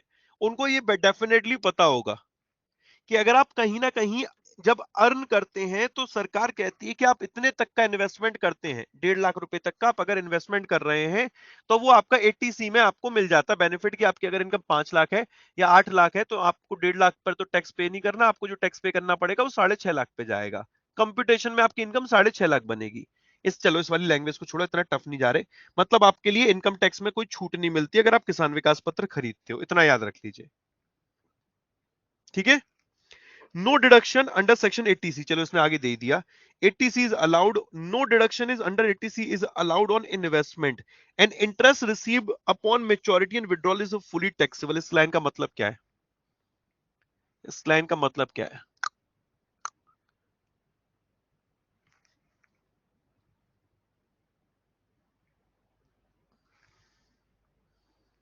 इस लाइन का मतलब यह है कि जैसे आपने जो इन्वेस्टमेंट किया है, इन्वेस्टमेंट में एक 80C होता है, डिडक्शन का सेक्शन है इनकम टैक्स का। इनकम टैक्स एक्ट में 80C डिडक्शन का, जिसमें कि आपको 1.5 लाख रुपए तक इनकम पर छूट मिलती है। इनकम पर छूट मिलती है। ओके, आपकी जो भी इनकम होगी उसमें 1.5 लाख रुपए तक आपने अगर इन्वेस्टमेंट कर रखा होगा तो आपको छूट मिल जाएगी। लेकिन इन्होंने बोल दिया कि किसान विकास पत्र में इनकम टैक्स बेनिफिट नहीं होता, ये 80C में नहीं आता है। फाइन। लेकिन इन्होंने आगे एक और बात बोल दी इन्होंने, कि जो इंटरेस्ट रिसीव्ड होती है मेच्योरिटी पर, जब इसका टाइम पूरा हो गया, या विड्रॉ करने पर, उस पर भी टैक्स लगता है। उस पर भी टैक्स लगता है, मतलब यहां पर छूट नहीं है टैक्स पर, यहां पर टैक्स पे करना पड़ेगा। जबकि जो विड्रॉल है are exempted from tax deducted at source upon maturity. मतलब टीडीएस नहीं लगता। अब यार तुम लोगों के लिए थोड़ा कॉम्प्लिकेटेड हो रहा होगा नहीं? क्या सर ये टैक्स टैक्स टैक्स की बातें कर रहे हो? अब ये टीडीएस का कॉन्सेप्ट कितनों को पता है, जरा ये बता दो। चलो मैं तुम्हें छोटा सा एग्जांपल देता हूं। मेरे अंडर में बहुत सारे लोग काम कर रहे हैं, ठीक है? जैसे मैं खुद की में एक फॉर्म है मेरी। अब जब होता क्या है कि जब भी मैं उनको सैलरी देता हूं तो मेरे को उनका टीडीएस काटना पड़ता है। सरकार कहती है कि being an organisation being a company, okay, आपको क्या करना पड़ेगा, आपको सामने वाली पार्टी को जिसको आप सैलरी रिलीज कर रहे हो उसका टैक्स का अमाउंट पहले से काट लो। 10% टीडीएस कटता है, ठीक है, जो उसकी टैक्स कंप्यूटेशन बनेगी उसमें 10% काट लो। अगर कम होगा तो उसका पैसा वापस कर दिया जाएगा, अगर ज्यादा होगा तो उसको एक्स्ट्रा पे करना पड़ेगा। बात समझ में आई? कल को तुम लोग बैंकर बनने जा रहे हो, बैंक बनोगे ना, बैंक एम्प्लॉय, तो जो बैंक होगा ना, बैंक वो आपका टीडीएस काटा करेगा। टीडीएस, अब ये बैंक के लिए लायबिलिटी है कि बेटा वो टीडीएस उसे जमाना कराना पड़ेगा 10%, ठीक है। तो यहां पर क्लियर बोल दिया है कि जो विड्रॉल होंगी ये एग्जम्प्टेड है टीडीएस से। यहां पर जब आपका पैसा मिलेगा, आपको जब विड्रॉ करोगे तो उसके ऊपर टीडीएस नहीं कटेगा। समझ में आ गया? क्लियर हो गया? उसकी सैलरी में से, ऑफ कोर्स सैलरी में से तो कटेगा टीडीएस, और काय में से कटेगा? ये पॉइंट समझ में आया नहीं आया?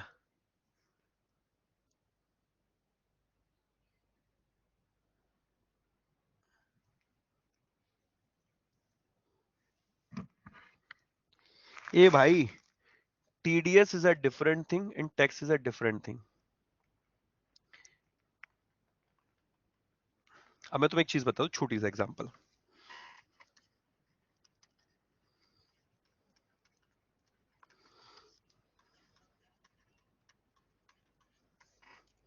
ये आशीष गौतम है, अड्डा 247 है, ये वाली दोनों, ये दो लोग समझ में आ रहे हैं? ये दोनों चीजें समझ में आ रही हैं? आशीष गौतम अड्डा 247, इनमें तो कोई दिक्कत नहीं, कंफ्यूजन नहीं है। तुम्हारे हिसाब से मैं अपनी पर मंथ की सैलरी कितनी मालूं, आज तुम बोलो उतनी मैं मान ले रहा हूं। जितना तुम बोल दोगे ना मैं उतनी लिख ले रहा हूं, ठीक है। 1 लाख रुपए पर मंथ, हर्षित 1 लाख रुपए पर मंथ, फाइन, चल ठीक है, 1 लाख रुपए पर मंथ मैंने अपनी सैलरी मान ली।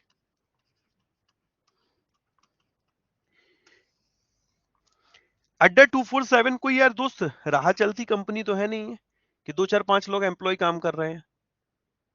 तो यहां पर कुछ शर्तें होती कि अगर आपकी कंपनी में इससे ज्यादा लोग हैं, इतने से ज्यादा लोग हैं, तो आपको क्या करना पड़ेगा, अपने एम्प्लॉय का सैलरी में से टीडीएस काटना पड़ेगा। इसकी फुल फॉर्म बनती है टैक्स डिडक्टेड एट सोर्स। ये कंप्लायंस किसके लिए है? कंपनी के लिए, कि जब आप आशीष गौतम को सैलरी रिलीज करोगे तो वो कितनी करोगे? 90,000। बात समझ में आ गई? बात समझ में आ गई? क्लियर हो गई? अब आशीष गौतम ने 12 महीने तक 12 लाख पर कितना टीडीएस दे दिया होगा? 12 लाख पर कितना टीडीएस दे दिया होगा सुनीता? 10% टीडीएस का रेट है, तो आशीष गौतम ने 12 लाख पर कितना दे दिया होगा? 1,20,000 रुपए। आशीष गौतम के अकाउंट में कितने होंगे? 9,80,000 रुपए। प्रैक्टिकल बात बताओ, 9,80,000 रुपए, यही तो होगा। भाई इनकम टैक्स डिपार्टमेंट में कंपनी ने आशीष गौतम के बिहाफ पर कितने जमा करा दिए टीडीएस के रूप में? टीडीएस के रूप में कितने जमा करा दिए? 1,20,000 रुपए। ये बात समझ में आ रही कि नहीं आ रही है? यहां तक क्लियर है ना? अब होगा क्या कि जब आशीष गौतम अपना आईटीआर फाइल करेगा, इनकम टैक्स रिटर्न फाइल करेगा। आईटीआर मतलब होता है जब आपको अपने साल का आईटीआर फाइल करना पड़ता है, ये कोड करना पड़ता है कि आपने इनकम कितनी अर्न करी। तो I will say I have earned 12 lakh rupees. अब उसके ऊपर हो सकता है कि मेरा जो टैक्स बने वो मैक्सिमम मैं बता दूं, जो मैक्सिमम टैक्स बनेगा वो 50 से 60,000 के आसपास मेरा टैक्स बनेगा। बट मैंने जमा कितना कर दिया है? मैं मान लेता हूं 60,000 बना, 50,000 बना ले रहे हैं, ठीक है। तो मेरा जमा कितना हो गया है? पहले से मैंने जमा कितना कर दिया है? मैंने जमा कितना कर दिया? 1,20,000 रुपए कंपनी ने मेरे बिहाफ पर, मेरी सैलरी में से। बट मेरा टैक्स बना कितना असल मायनों में? 50,000। बाकी जितना होगा ना वो वापस आ जाएगा। वो जितना अमाउंट होगा ना जो मैंने एक्सेस जमा हो गया होगा, कंपनी ने मेरे बिहाफ पर जमा किया होगा, वो वापस आ जाएगा। तो ये टीडीएस है। सरकार ने बोला है कि यार जो कंपनी होती है ना, बड़ी होती है, आप अपने एम्प्लॉय को जब सैलरी दोगे तो वो टीडीएस काट के दोगे। ये ऑब्लिगेशन कंपनी का है, ये कंपनी का ऑब्लिगेशन है। जैसे कंपनी आशीष को सैलरी देती है तो मैं टीडीएस काट के देती है, ऐसे ही मैं अपने अंडर जो एम्प्लॉय है उनको जो सैलरी देता हूं वो टीडीएस काट के दे रहा हूं। समझ रहे हो? ये मेरी ऑब्लिगेशन है कि मेरे अंडर में जो काम करे, जिनको मैं सैलरी देता हूं, वो टीडीएस। टीडीएस कोई टैक्स वाला नहीं है कि टैक्स कंप्यूट होकर आया। टीडीएस यहां पर कटेगा नहीं किसान विकास पत्र में। किसान विकास पत्र का पैसा आया, आपका 1 लाख बनना है, 2 लाख बनना है, 3 लाख बनना है, आपको पूरा का पूरा मिल जाएगा। लेकिन हाँ, उसके ऊपर जो टैक्स कंप्यूट होगा वो आपको पे करना पड़ेगा। लिखा ना यहां पर कि withdrawal is fully taxable and maturity पर, में जो लिखा ना, interest received upon maturity and withdrawal is fully taxable. Interest, okay, interest की बात बोलिए कि इंटरेस्ट जो है वो आपकी फुल मेच्योरिटी पर और विड्रॉल पर फुली टैक्सेबल है। क्लियर हुआ? थोड़ा कॉम्प्लिकेटेड है ना, इस वाले टैक्स वाले फंडे को हटा दो। समझ में आए तो बढ़िया, नहीं आए तो रट्टा मारो, आगे बढ़ जाओ। ओके, लाइन रट्टा मारो, आगे बढ़ जाओ। नेक्स्ट आगे बढ़ते हैं।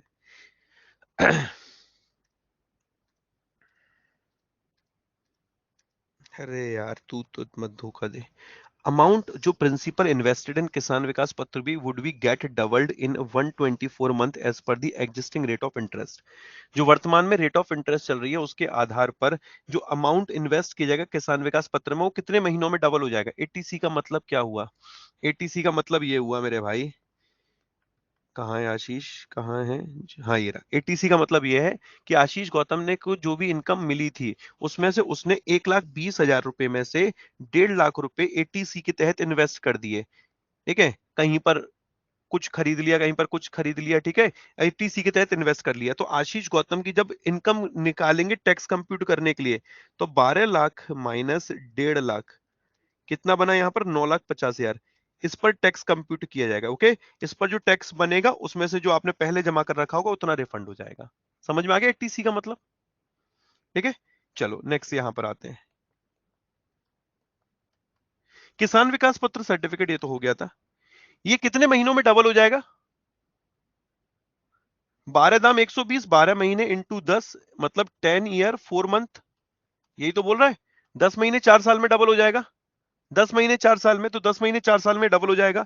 जो रेट ऑफ इंटरेस्ट है वो कितनी चल रही है किसान विकास पत्र पे? ये एग्जाम के क्वेश्चन बनेंगे डायरेक्ट। ठीक है, 7.9% चल रही। क्लियर है सुनीता? फाइन। कितना बेटा विशाल, क्लियर है? हाँ बहुत बढ़िया। 7.9 या 6.9? तू बोल रहा 7.9 है? 6.9 कितना रेट ऑफ इंटरेस्ट चल रहा है? 6.9। फाइन, अब जरा एक बार शुरुआत से रिवीजन कर लेते हैं। प्लीज यार मेरे साथ बोलते चलिएगा, ओके? तभी चीजें याद होंगी, अदरवाइज नहीं भेजे में घुसने वाली हैं। केवीपी की फुल फॉर्म क्या है? What is the full form of KVP? किसान विकास पत्र। फाइन। किसान विकास पत्र को 1988 में लॉन्च किया गया था, 2011 में क्लोज कर दिया गया था श्यामला गोपीनाथ कमेटी की रिकमेंडेशन पे, 2014 में फिर दोबारा से रीस्टार्ट किया गया था। ओके, इसको कौन कौन खरीद सकता है? एक एडल्ट खरीद सकता है, माइनर के बिहाफ पर एडल्ट खरीद सकता है, ट्रस्ट खरीद सकता है, या दो एडल्ट मिलकर साथ में खरीद सकते हैं। तीसरा पॉइंट था कितने के डिनोमिनेशन में ये अवेलेबल है? 1, 5, 10, 1 लाख। 1, 5 कितने के डिनोमिनेशन में अवेलेबल है? ये 4 डिनोमिनेशन में अवेलेबल है, 1, 5, 10, बस 3। 1, 5, 10 और 50। 1,000, 5,000, 10,000, 50,000। फाइन, क्लियर है ना? अच्छा ओके। मिनिमम कितना इन्वेस्ट होता? मिनिमम कितना इन्वेस्ट है? Minimum minimum 1,000। मैक्सिमम की लिमिट है कोई? मैक्सिमम की लिमिट कोई लिमिट नहीं है ना? इसके में 80C के तहत क्या इनकम टैक्स में बेनिफिट मिलता है क्या? डिडक्शन मिलता है क्या 80C के तहत? कोई भी नहीं मिलता। लेकिन जब भी पैसा मेच्योरिटी के टाइम पर, जैसे 124 महीने हो गए, देखिए 124 महीने हो गए, जो आपको पैसा इंटरेस्ट मिल रही है, क्या वो इंटरेस्ट टैक्सेबल होगी? विड्रॉल के टाइम पर या मेच्योरिटी के टाइम पर टैक्सेबल होगी? बिल्कुल मेरे भाई, इंटरेस्ट टैक्सेबल होगी। ओके फाइन, कोई दिक्कत? क्लियर ना यहां तक? However withdrawal are exempted from tax. TDS से एग्जम्प्ट है, बट विड्रॉल के टाइम पर, मेच्योरिटी के टाइम पर जो इंटरेस्ट रहेगी वो फुली टैक्सेबल होगी। समझ में आ गया? That is why not success it. अरे वो छोड़ यार, भावनाओं में नहीं बहना। किसान विकास पत्र 1,000 हो गया। ठीक है, गवर्नमेंट ऑफ इंडिया क्लोज, ठीक है, done done done done done. Clear अपना। ओके नेक्स्ट वाले पेज पे आते हैं। रेट ऑफ इंटरेस्ट कितना? 6.9%। Okay, amount of KVP can be withdraw after 124 month 10 years 4 month. ये हम पैसा कब निकाल सकते हैं? कब निकाल सकते हैं? 124 महीने के बाद। Okay, maturity period of KVP is 2 years and 6 month. इसका मतलब क्या है? इसका मतलब क्या दोनों लाइन का?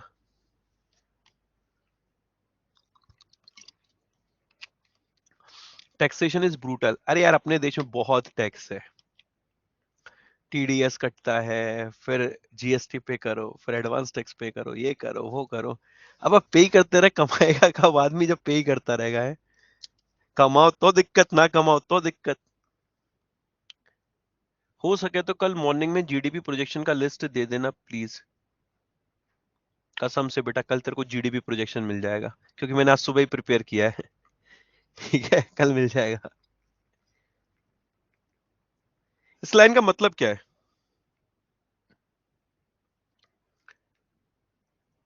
2 साल 6 महीने पहले नहीं निकाल सकते? मतलब आप जो पैसा विड्रॉ ना इतने महीने पहले नहीं कर सकते, 30 महीने से पहले नहीं कर सकते। इन्होंने बोला ना pre mature withdrawal is not permissible, तो कितने 30 महीने से पहले विड्रॉ नहीं कर सकते हैं। ओके, मैच्योरिटी पीरियड जो है वो आपका 2 साल 6 महीने बाद आप पैसा निकाल सकते हैं, 30 महीने बाद। But premature encashment KVP available नहीं है। Certificate can only be encash in event of death of the holder और फॉर फीचर बाई प्लेज और on order of the court. इसका मतलब क्या है? इस लाइन का मतलब जरा।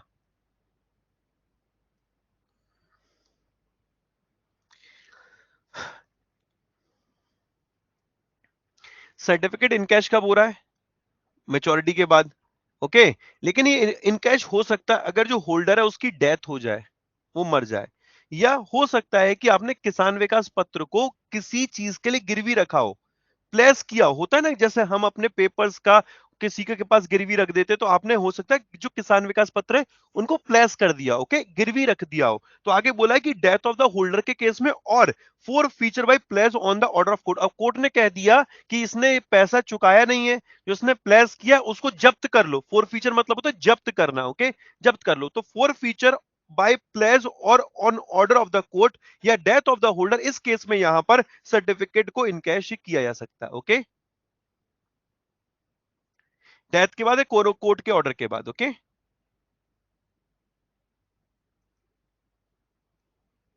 क्लियर हो गया पॉइंट? अभिषेक बेटा, क्लियर हो गए? चलो नेक्स्ट आगे। Initially it was meant for farmers to enable them to save for long term and hence the name now it is available. पहले ये फार्मर्स के लिए होता था, अब ये सभी के लिए है। पहले फार्मर्स के लिए था, अब ये सभी के लिए। ओके, नेक्स्ट देखते हैं। इस वाली लाइन को पढ़ लो जरा।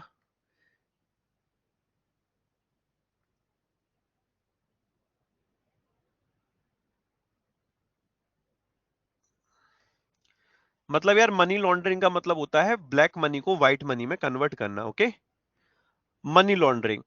अब इन्होंने क्या किया कि कहा कि अगर 50,000 रुपए से ज्यादा का इन्वेस्टमेंट है किसान विकास पत्र में, तो आपको क्या कोड करना पड़ेगा? Pan card. और अगर 10 लाख से ऊपर आपका इन्वेस्टमेंट है इसमें किसान विकास पत्र में, तो बेटा आपको बतानी पड़ेगी अपनी सैलरी स्लिप, बैंक स्टेटमेंट या ITR document, income tax return document. Okay, ठीक है, कितना क्लियर है? ये एडल्ट होना चाहिए, रेजिडेंट भारत का ही होना चाहिए। Applicant can apply for Kisan Vikas Patra in their own name on behalf of the minor. Okay, trust are eligible to invest in Kisan Vikas Patra. Hindu undivided family and NRI and not eligible. Hindu undivided family, जानते हो Hindu undivided family? अच्छा, आप में से कितने लोग ऐसे हैं कि जो हिंदू हैं? ऑलमोस्ट सभी होंगे। ठीक है, ऑलमोस्ट सभी हिंदू हैं। ठीक है, जो भी अपने भाई बंधु हैं वो किसी और कौम से हैं तो कोई दिक्कत नहीं। हम एचयूएफ का बद देते हैं। We all are a part of Hindu undivided family. Hindu undivided family, हम सभी लोग आते हैं ना Hindu undivided family, HUF law उसके आधार पर। तो जो हिंदू अनडिवाइडेड फैमिली हैं वो, और जो एनआरआई है, are not eligible to invest in Kisan Vikas पत्रों के। इंडिविजुअल इन्वेस्ट कर सकता है। अभी के लिए इतना पढ़ लो कि एचयूएफ कुछ होता है, या भी कुछ एनआरआई होते हैं, जब इनको बाद में पढ़ेंगे तब देखेंगे। हिंदू अनडिवाइडेड फैमिली और एनआरआई इसमें इन्वेस्ट नहीं कर सकते हैं। क्लियर कट संदीप भाई, क्लियर हो गया? कोई दिक्कत? किसान विकास पत्र कल अगर तुमसे बोल दिया कि लिख कर दिखाओ, तो लिख के दिखा सकते हो? पहले इसका नाम किसान विकास पत्र क्यों था? पहले किसानों के लिए था, अब सबके लिए अवेलेबल है ये। ओके, चलिए अब दूसरा आते हैं। सीनियर सिटीजन सेविंग स्कीम, अभी इससे रिलेटेड पूछा गया था।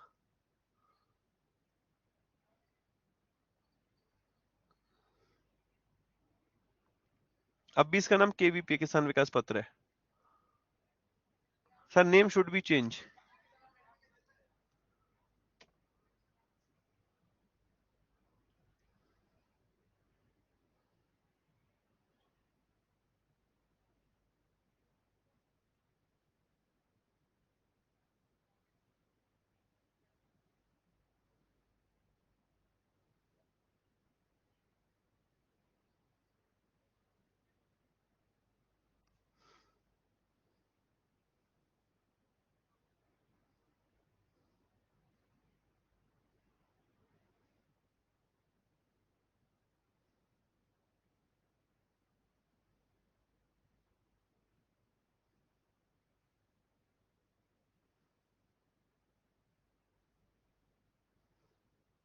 डन हो गया?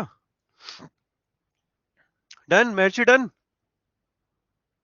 चल नेक्स्ट, आगे अगला पढ़। VRS meaning voluntary retirement scheme. You are going to be a banker, okay? You are to be a government employee. Still you don't know VRS, okay? हैं?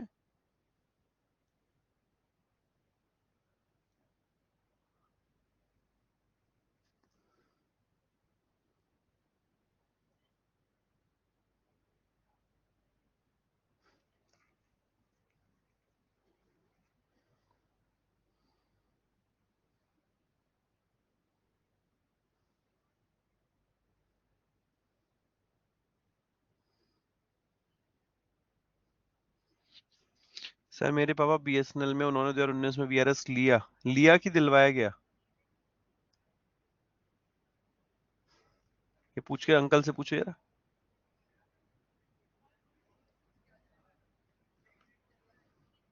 हाँ सर, जबरदस्ती। मैं भी ले रहा हूँ। तो कुछ बड़ा करना है ना जिंदगी में, तो खुद के कंधों पे ना हमेशा भरोसा करो। सरकारी नौकरी ना आपको स्टेबिलिटी देती है। और जिंदगी में ना मैंने बहुत बार लोगों को देखा है कि वो सरकारी नौकरी छोड़ के भी आगे बढ़ता। अब ये मत कहना सर क्या बात कर रहे हो, अभी तो हम मोटिवेटेड है। मैं ये नहीं बोल रहा, मोटिवेटेड वाली वो नहीं बोल रहा। बट हाँ, आप बंद कर रह जाते हो। बैंकर की जॉब में एक लिमिटेड है। आप बैंक की जॉब ले लो, उसके बाद पैर रखने की जगह मिल जाए, उसके पैरेलल अच्छी जॉब के लिए और सोचो, और उससे बढ़िया जॉब के लिए सोचो। ठीक है, कुछ करना है, अरे ऐसा तो सोचो कि BMW में चलो या ऑडी ऑडी में चलो। है क्या उसके बाद भी, बैंकर बनने के बाद भी नहीं यार, लोन करा लेंगे एक गाड़ी आ जाएगी, लोन करा लेंगे एक घर हो जाएगा, लोन करा लेंगे ये हो जाएगा, ऐसा थोड़ी सोचना ना। है ना? ख्वाब बड़े रखो, तभी काम चलेगा। बैंक खोलेंगे अपना। हाँ अभी ये ज्यादा हो गया, आ जाओ जमीन पे आ जाओ। इस वाले को और पढ़ लो, ठीक है? अकाउंट खोलो, बैंक ना खोलो।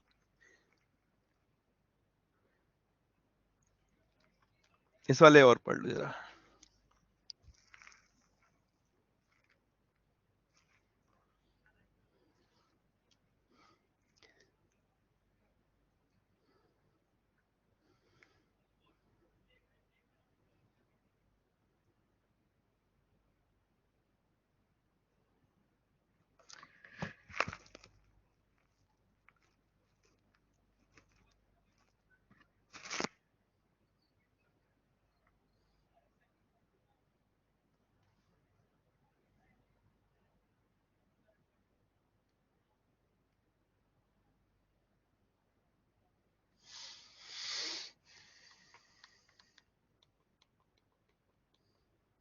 चलो अब एक एक करके पढ़ते हैं। Senior citizen saving scheme. एक व्यक्ति जिसकी उम्र 60 वर्ष है या उससे ज्यादा है, ओके, अगर वो अपना अकाउंट ओपन कराने जाता है सीनियर सिटीजन सेविंग स्कीम के तहत, तो उसकी उम्र 60 वर्ष या उससे ज्यादा है तो वो एलिजिबल है। या वो व्यक्ति जिसकी उम्र 55 वर्ष कंप्लीट है और more then but less than 60 years. पहली कैटेगरी कौन सी? जिसकी 60 वर्ष कंप्लीट है। दूसरी कैटेगरी वो जिसकी 55 वर्ष कंप्लीट है बट 60 वर्ष कंप्लीट नहीं है। Has retired under superannuation. भाई उसने VRS लिया, वॉलंटरी रिटायरमेंट स्कीम, खुद से रिटायरमेंट ले लिया है। ठीक है, special वीयर्स can open an account. तो कौन अपना अकाउंट ओपन कर सकता है? एक वो व्यक्ति जिसने 60 वर्ष कंप्लीट हो गए हैं, भाई फिर तो रिटायरमेंट हो ही गया।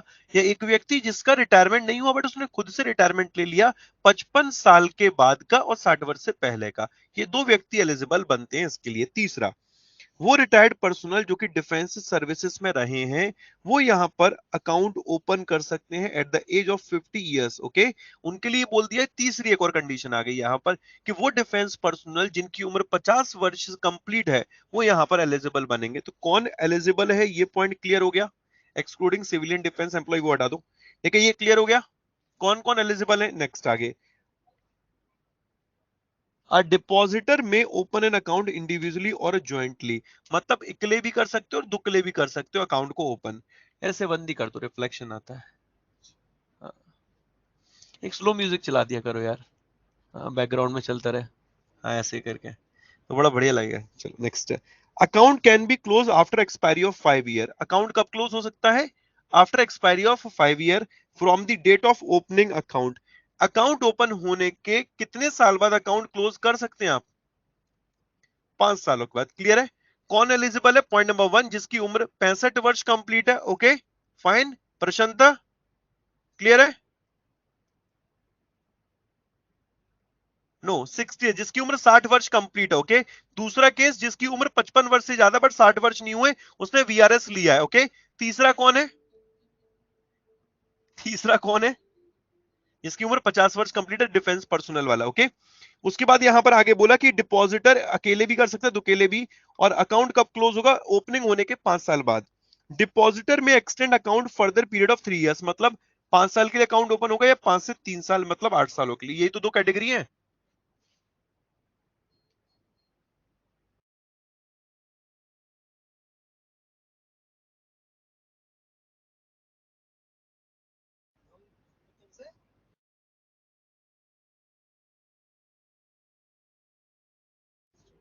यहां तक क्लियर है? नेक्स्ट आगे बढ़ते हैं। Account shall be open with a minimum deposit of 1000 रुपी। वहां पर कितना था? केवीपी में कितना था मिनिमम? केवीपी में सेम था 1000। सीनियर सिटीजन सेविंग स्कीम में भी 1000 है। And any sum in multiple of 1000 rupee not exceeding rupee 15 lakh. देखो बेटा, वहां पर मैक्सिमम लिमिट कितनी थी? वहां केवीपी में मैक्सिमम लिमिट कितनी थी ब्रजेश? केवीपी में लिमिट कितनी थी मैक्सिमम? No limit. यहां पर लिमिट है, यहां कितनी लिमिट है? 15 लाख। ओके प्रधानमंत्री व्यय वंदना योजना याद आ रही है? प्रधानमंत्री व्यय वंदना योजना, उसमें भी एक मैक्सिमम लिमिट थी 15 लाख रुपए, और यहां पर भी सीनियर सिटीजन सेविंग स्कीम में 15 लाख रुपए है। और यहां मिनिमम कितना? 1000, और उसके मल्टीपल में होगा 1000 minimum, multiple 1000। Deposit made under these rule shall bear interest as directed by government of India from time to time. जो भी इंटरेस्ट रेट चल रहा होगा, जैसे अभी इंटरेस्ट रेट कितना चल रहा है किसान विकास पत्र में?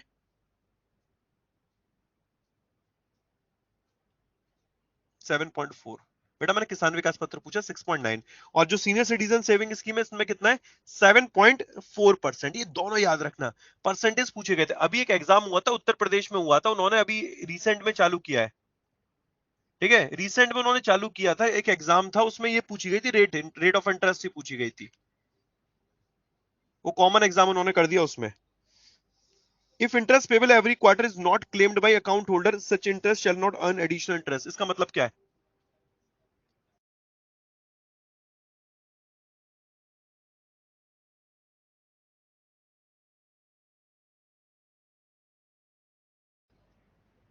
क्लियर है भाई ये? मतलब ये है कि होता नहीं, कुछ लोग सोचते हैं कि बैंक में पैसा पड़ा हुआ है तो चलो ब्याज तो मिल ही रही है, बट इसके पैसे पे आपको ब्याज नहीं मिलेगी अगर आपने क्लेम नहीं किया है। If interest payable every quarter is not claimed by account holder, interest shall not earn additional interest. Okay whole amount deposit in a joint account shall be attributable to first account holder only. मतलब कहने का ये है कि जैसे कि हो सकता है कि एक पति और पत्नी या कोई भी दो व्यक्ति हैं जिन्होंने अकाउंट ओपन करा है संयुक्त तौर पर, तो जो ड्यू होगा वो किसके ऊपर होगा? किसके ऊपर ड्यू होगा? जो कि फर्स्ट पर्सन है। Whole amount of deposit joint account shall be attributable to first account holder only. समझ में आ गया ये? क्लियर है ये? सिंपल यार, ये तो बहुत आसान लग रहा है मेरे को। Both spouses can open single account और joint account with each other, अकेले अकेले भी और दुकेले भी। ओके डिपॉजिट में nominate a person or more than one person. Deposit में nominate a person of or more than one person मतलब क्या है? हर कोई व्यक्ति क्या करता है यार दोस्त, कोई ना कोई नॉमिनी तो बनाता ही है ना। इनकेस खुदा ना खास्ता कुछ होता है तो उस केस में नॉमिनी तो होना चाहिए। तो इसमें नॉमिनी क्या हो सकता है? एक हो सकता है या एक से ज्यादा भी हो सकता है। सिंपल है। Deposit made at the time of opening account shall be paid on or after expiry of 5 year, after expiry of 8 years where the account was extended from date of opening the account। simple deposit in this is deduction under 80C income tax act। इन्होंने बोल दिया कि इसके तहत जो पैसा deposit किया जाएगा उसमें 80C के तहत डिडक्शन मिलेगा। वहां मिल रहा था, वहां मिल रहा था डिडक्शन, किसान विकास पत्र में मिल रहा था, मिल रहा था, जबरदस्ती का मिल रहा था। कब मिल रहा था? 80C में डिडक्शन जरा देखना।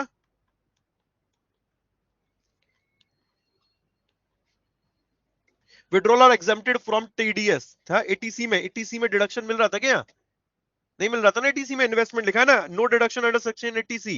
बट यहाँ पर जो सीनियर सिटीजन सेविंग स्कीम है उसमें बोल दिया deposit in senior citizen saving scheme qualify for the deduction under 80C income tax act.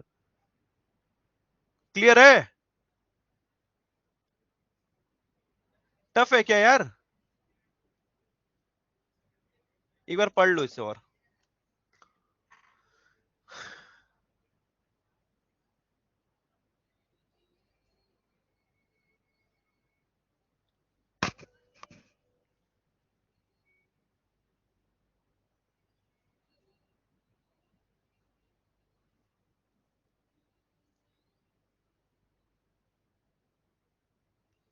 समझ आया, याद नहीं रहेगा, क्यों नहीं याद रहेगा? फर्स्ट स्लाइड का फोर्थ पॉइंट, मतलब आपने जो senior citizen saving scheme account open कराया कितने साल के लिए? 5 के लिए। आप उसे मैक्सिमम कितने के लिए करा सकते हैं? फर्दर 3 और सालों के लिए, मतलब 8 सालों के लिए।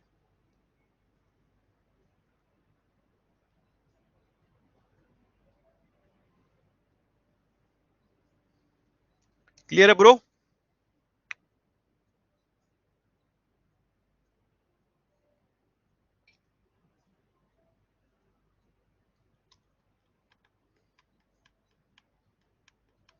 यहां से एसबीआई में क्वेश्चन आया था लास्ट ईयर, पढ़ो इसे।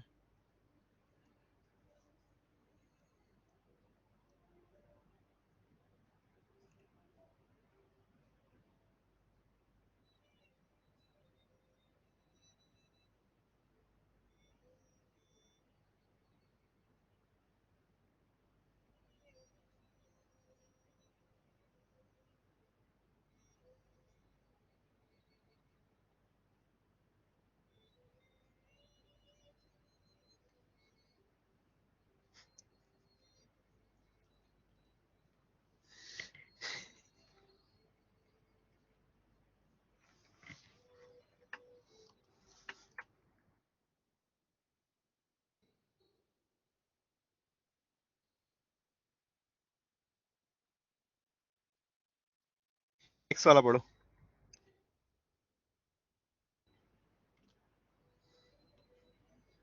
इसमें आपको सिर्फ इतना याद रखना, खरीफ, रबी और ये कॉमर्शियल क्रॉप, ये वर्ड याद रखना।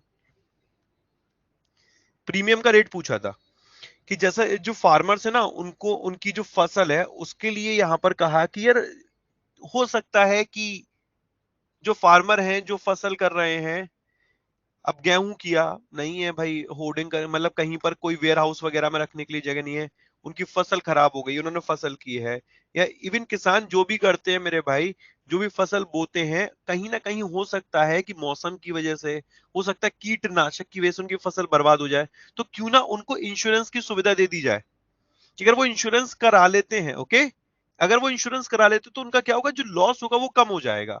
तो वैसे ही यहां पर बोला कि अगर खरीफ फसल है तो उसके लिए 2% प्रीमियम पे करना पड़ेगा, रवि के केस में 1.5% और कॉमर्शियल क्रॉप के केस में 5%। ये क्लियर है? 2%, 1.5%, 5%। खरीफ रवि, तो रवि में 1.5 है, खरीफ में 2 है, और कॉमर्शियल क्रॉप में 5% प्रीमियम का रेट है। यही एग्जाम का सवाल बनेगा। 2016 में प्रधानमंत्री नरेंद्र मोदी जी के द्वारा ये योजना लॉन्च की गई थी, इंश्योरेंस कवरेज देने के लिए, फाइनेंशियल सपोर्ट देने के लिए फार्मर्स को। कब? जब उनकी जो फसल है नेचुरल क्लैमिटी, पेस्ट या किसी डिजीज की वजह से खराब हो जाती है। क्लियर है? खरीफ के केस में 1.5%, रबी के केस में 2%, और फिर कॉमर्शियल के केस में 5%। रबी के केस में 2%, खरीफ के केस में, रबी के केस में 1.5%, खरीफ के केस में 2%, खरीफ के केस में 2%, रबी के केस में 1.5%, कॉमर्शियल क्रॉप के केस में 5%। रवि 1.5 साल का है, खरीफ 2 साल का है, और जो कॉमर्शियल हो गया वो 5 साल का हो गया, ऐसे याद रख लेना। जो अपना रवि है वो कितने साल का है? 1.5 का। तो जो खरीफ बचा वो 2 साल का हो गया। ठीक है, रवि 1.5 साल का है, खरीफ 2 साल का है, और जो कॉमर्शियल है वो 5% है। ठीक है, क्लियर है?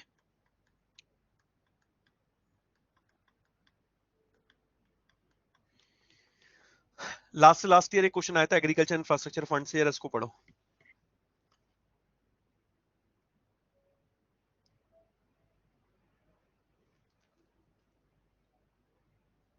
2 क्वेश्चन थे यहां से, 2।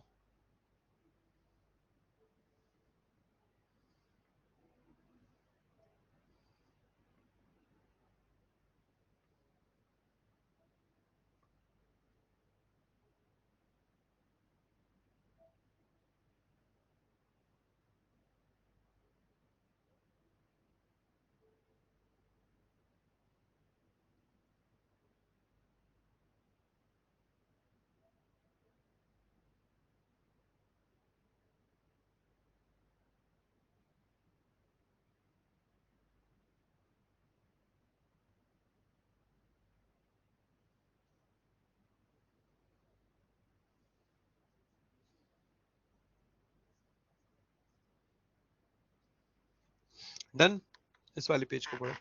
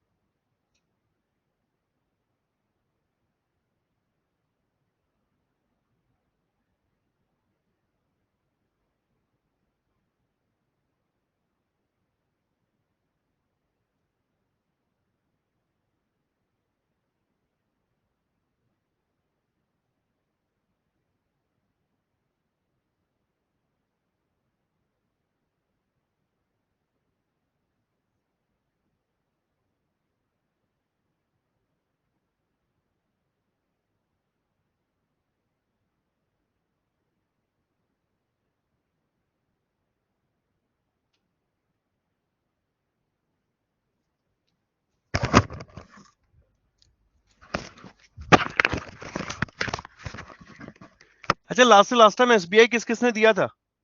दो क्वेश्चन आए थे एग्रीकल्चर इंफ्रास्ट्रक्चर फंड से, एक तो कॉर्पस पूछा था इसका, और दूसरा पूछा था कब से कब तक है ये, कितने सालों तक है, टाइम पीरियड पूछा था इसका। इसको पढ़ते हैं।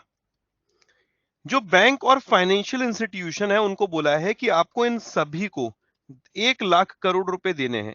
1 लाख करोड़, ये कॉर्पस पूछा गया था। 1 लाख करोड़ क्लियर शब्दों में बोल दिया है कि फाइनेंशियल सपोर्ट करना 1 लाख करोड़ रुपए का, किनके द्वारा? बैंक एंड फाइनेंशियल इंस्टीट्यूशन के द्वारा। किनको? Primary agriculture credit societies, marketing cooperative society, farmer producer organisation, self help group, joint liability group, ये पढ़ चुके हम लोग ये वाला।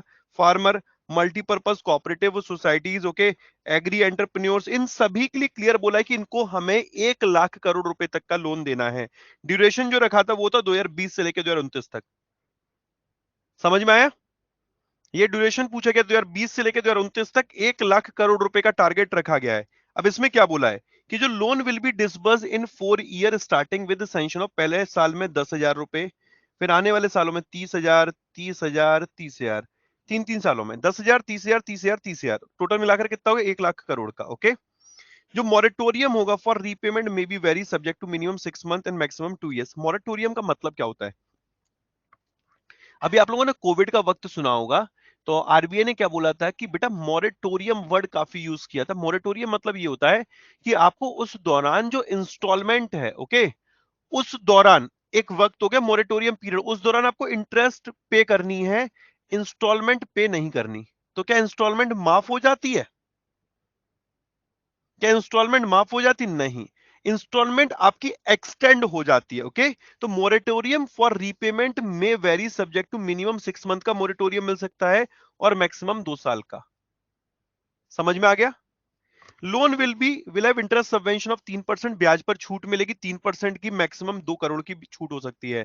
और जो सबवेंशन होगी will be available for a maximum period of 7 year. समझ में आ गया ये वाला? इंटरेस्ट सबवेंशन जो होगा, ब्याज में जो छूट है वो कितनी मिल रही? 3%। अगर मॉनेटरी टर्म्स में कहें तो मैक्सिमम इंटरेस्ट कितने का है जिसमें आपको ब्याज में छूट मिल सकती है? 2 करोड़। क्लियर शब्दों में बोल दिया है। ओके। और जो ब्याज में छूट मिलेगी, इंटरेस्ट सबवेंशन होगा, वो कितने सालों तक मिल सकता है? मैक्सिमम पीरियड ऑफ 7 ईयर्स तक। क्लियर हो गया? पॉइंट क्लियर हुआ? क्लियर है? एग्रीकल्चर इंफ्रास्ट्रक्चर फंड, एआईएफ की फुल फॉर्म। दूसरा पॉइंट, एग्रीकल्चर इंफ्रास्ट्रक्चर फंड के तहत कितने सालों में 1 लाख करोड़ रुपए देने हैं? 10 सालों में देने, 2020 से 2029 तक। पहले साल में 10,000 रहा था, फिर उसके बाद 30,000, 30,000, 30,000 रहा। ओके। इंटरेस्ट सबवेंशन की बात करते तो इंटरेस्ट सबवेंशन कितना? 3% का है। मैक्सिमम मॉनेटरी टर्म्स में बोलो तो 2 करोड़ रुपए तक का हो गया। ओके। मैक्सिमम मतलब 3% खिंचखिचा के कितना हो सकता है? 2 करोड़ रुपए तक का हो सकता है इस एआईएफ के तहत। ओके। और जो इंटरेस्ट सबवेंशन मिल रहा है कितने सालों के लिए रहेगा? 7 सालों के लिए। 7 सालों के लिए। अभिषेक, 7 सालों के लिए क्लियर हो गया ये? Done. Next, credit guarantee coverage will be available for eligible borrower from the scheme. और वो भी कितनी क्रेडिट गारंटी? 2 करोड़ की। अब होता क्या है ना, जब बैंक लोन देता है, अब यार बैंक, सरकार ने बोल दिया कि आपको क्या करना है ना कि इतने तक का लोन मार्केट में अवेलेबल कराना है। अब बैंक कहते हैं कि भाई हमको गारंटी कौन देगा? हमको गारंटी कौन देगा? तो इनको गारंटी देगा CGTMSE. Okay. Credit guarantee fund trust for micro small enterprises. और कितने तक के लोन के लिए? 2 करोड़ रुपए तक के, for scheme for a loan up to 2 crore. Point समझ में आ गया ये? गौरव भगत, थोड़ा टफ है क्या? इजी है ना? भाई एग्जाम ओरिएंटेड ही करा रहा हूं, एग्जाम में रिपीटेशन यहां से हो, सीजीटीएमएसई की फुल फॉर्म पूछी जाए, छाप कर तो आओ।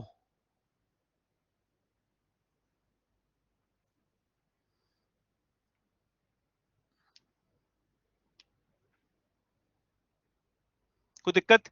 एक बार जरा आंख बंद करो और रिवाइज करो सारा का सारा। अभी 3 चीजें मैंने बताई हैं, 2 मिनट का टाइम लो और जल्दी से रिवाइज करो।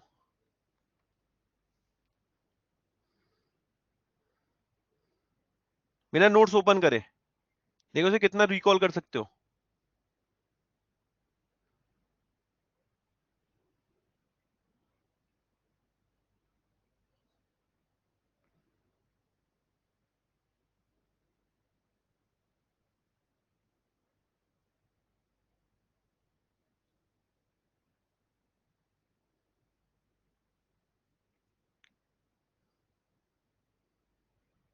किसान विकास पत्र में ब्याज की दर क्या है? 6.9%। सीनियर सिटीजन सेविंग स्कीम में मैक्सिमम इन्वेस्टमेंट अमाउंट कितना है? 15 लाख रुपए। रवि क्रॉप में प्रीमियम का रेट कितना है? Rabi rabi rabi 1.5%। Agriculture infrastructure fund के तहत इंटरेस्ट सबवेंशन कितने सालों तक मिलेगा? मैक्सिमम 7 सालों तक। इस तरीके से खुद के माइंड को प्रिपेयर करिए कि आपके सबकॉन्शियस माइंड को सब कुछ पता हो। ओके। क्वालिटेटिव टूल टोटल 6 मैंने आपको पढ़ाए, वो 6 के 6 टूल आंख बंद करके जल्दी से बता दो भाई, मनी मन में खुद को रिवाइज करा दो जल्दी से। मोरल सुएशन, आगे मार्जिनल रिक्वायरमेंट,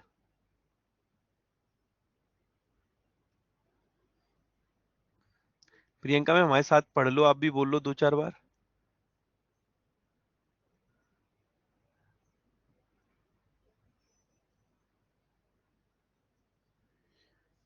ये प्रैक्टिस अपने आप भी करनी है आप लोगों को, ठीक है? ये तो हम लोग का बात का प्रॉम्प्ट करेक्टिव एक्शन, एग्रीकल्चर हो गया। इंडियन बैंक एसोसिएशन पढ़ लेते हैं, ये चेंज हो गया, इसे बाद में पढ़ेंगे थोड़ा। सीनियर सिटीजन स्कीम हो गया, किसान विकास पत्र हो गया, ठीक है। म्यूचुअल फंड कैपिटल मार्केट में पढ़ना है ये। स्मॉल फाइनेंस बैंक 15%, ये 25%। अच्छा, ये वाला अमाउंट हम लोग का हो गया 50%, 25 लाख वाला ये पॉइंट, ये स्टेटमेंट हम लोग पढ़ चुके हैं। एक बार देखना, how to make good notes, अच्छे से लिखो और कैसे। जो बोल रहा हूँ वो डायग्राम बनाते चलो, जो एग्जांपल दे रहा हूँ छापते चलो।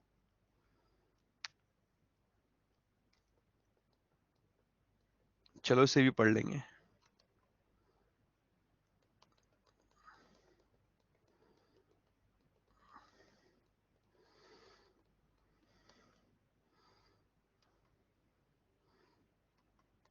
इस वाले को पढ़ो जरा, केवाईसी।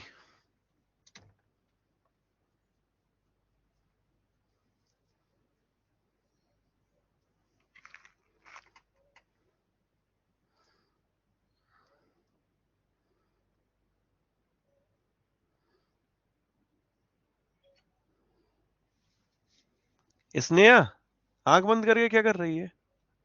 केवाईसी पढ़ रही है कि नींद आ गई तेरे को है? वाह। केवाईसी केवाईसी सुनते होगे ना तुम लोग, KYC KYC KYC, know your customer. Bank बोलता है कि अपनी आईडी प्रूफ दिखाओ, एड्रेस प्रूफ दिखाओ, तो क्या हर महीने बोलता है कि हर साल बोलता है? इसमें 3 कैटेगरी दी गई है, high risk, medium risk, low risk customer. High risk customer, low risk customer और मीडियम रिस्क कस्टमर। ओके, जरा देखिएगा। हाई रिस्क कस्टमर है तो हर 2 साल में एक बार। ओके। अगर मीडियम रिस्क कस्टमर है तो 8 साल में एक बार। और अगर ज्यादा ही लो रिस्क कस्टमर है बेटा, 10 सालों में एक बार। तो लो रिस्क कस्टमर 10 सालों में एक बार, मीडियम रिस्क कस्टमर 8 सालों में एक बार, और हाई रिस्क कस्टमर है तो 2 सालों में एक बार। पीरियोडिक अपडेशन की जरूरत है, अपने आईडी प्रूफ, एड्रेस प्रूफ को आपको दिखाना पड़ेगा। अब क्यों दिखाना पड़ेगा, क्या करना पड़ेगा, नेक्स्ट क्लास में देखेंगे, जब सीबीएस करेंगे बाकी सारी चीजें करेंगे। ओके। नेक्स्ट क्लास हम लोग एक्स्ट्रा क्लास के नाम से रखेंगे, जिसमें अभी तक जितना बाकी है वो सारा कंटेंट पढ़ेंगे। नच हो गया या इवन ई रूपी हो गया, वो सारी चीजें नाबार्ड रिलेटेड जो भी। ओके, इसको रिवाइज कर लेना। आज का कंटेंट थोड़ा लोडेड है, मैं मानता हूँ, रट्टा मारने में थोड़ा लगेगा, ठीक है, बट कॉन्सेप्ट को समझने की कोशिश करना। ओके, चलो राधे राधे दोस्तों, bye bye, take care. Okay, happy तो हो जाओ यार।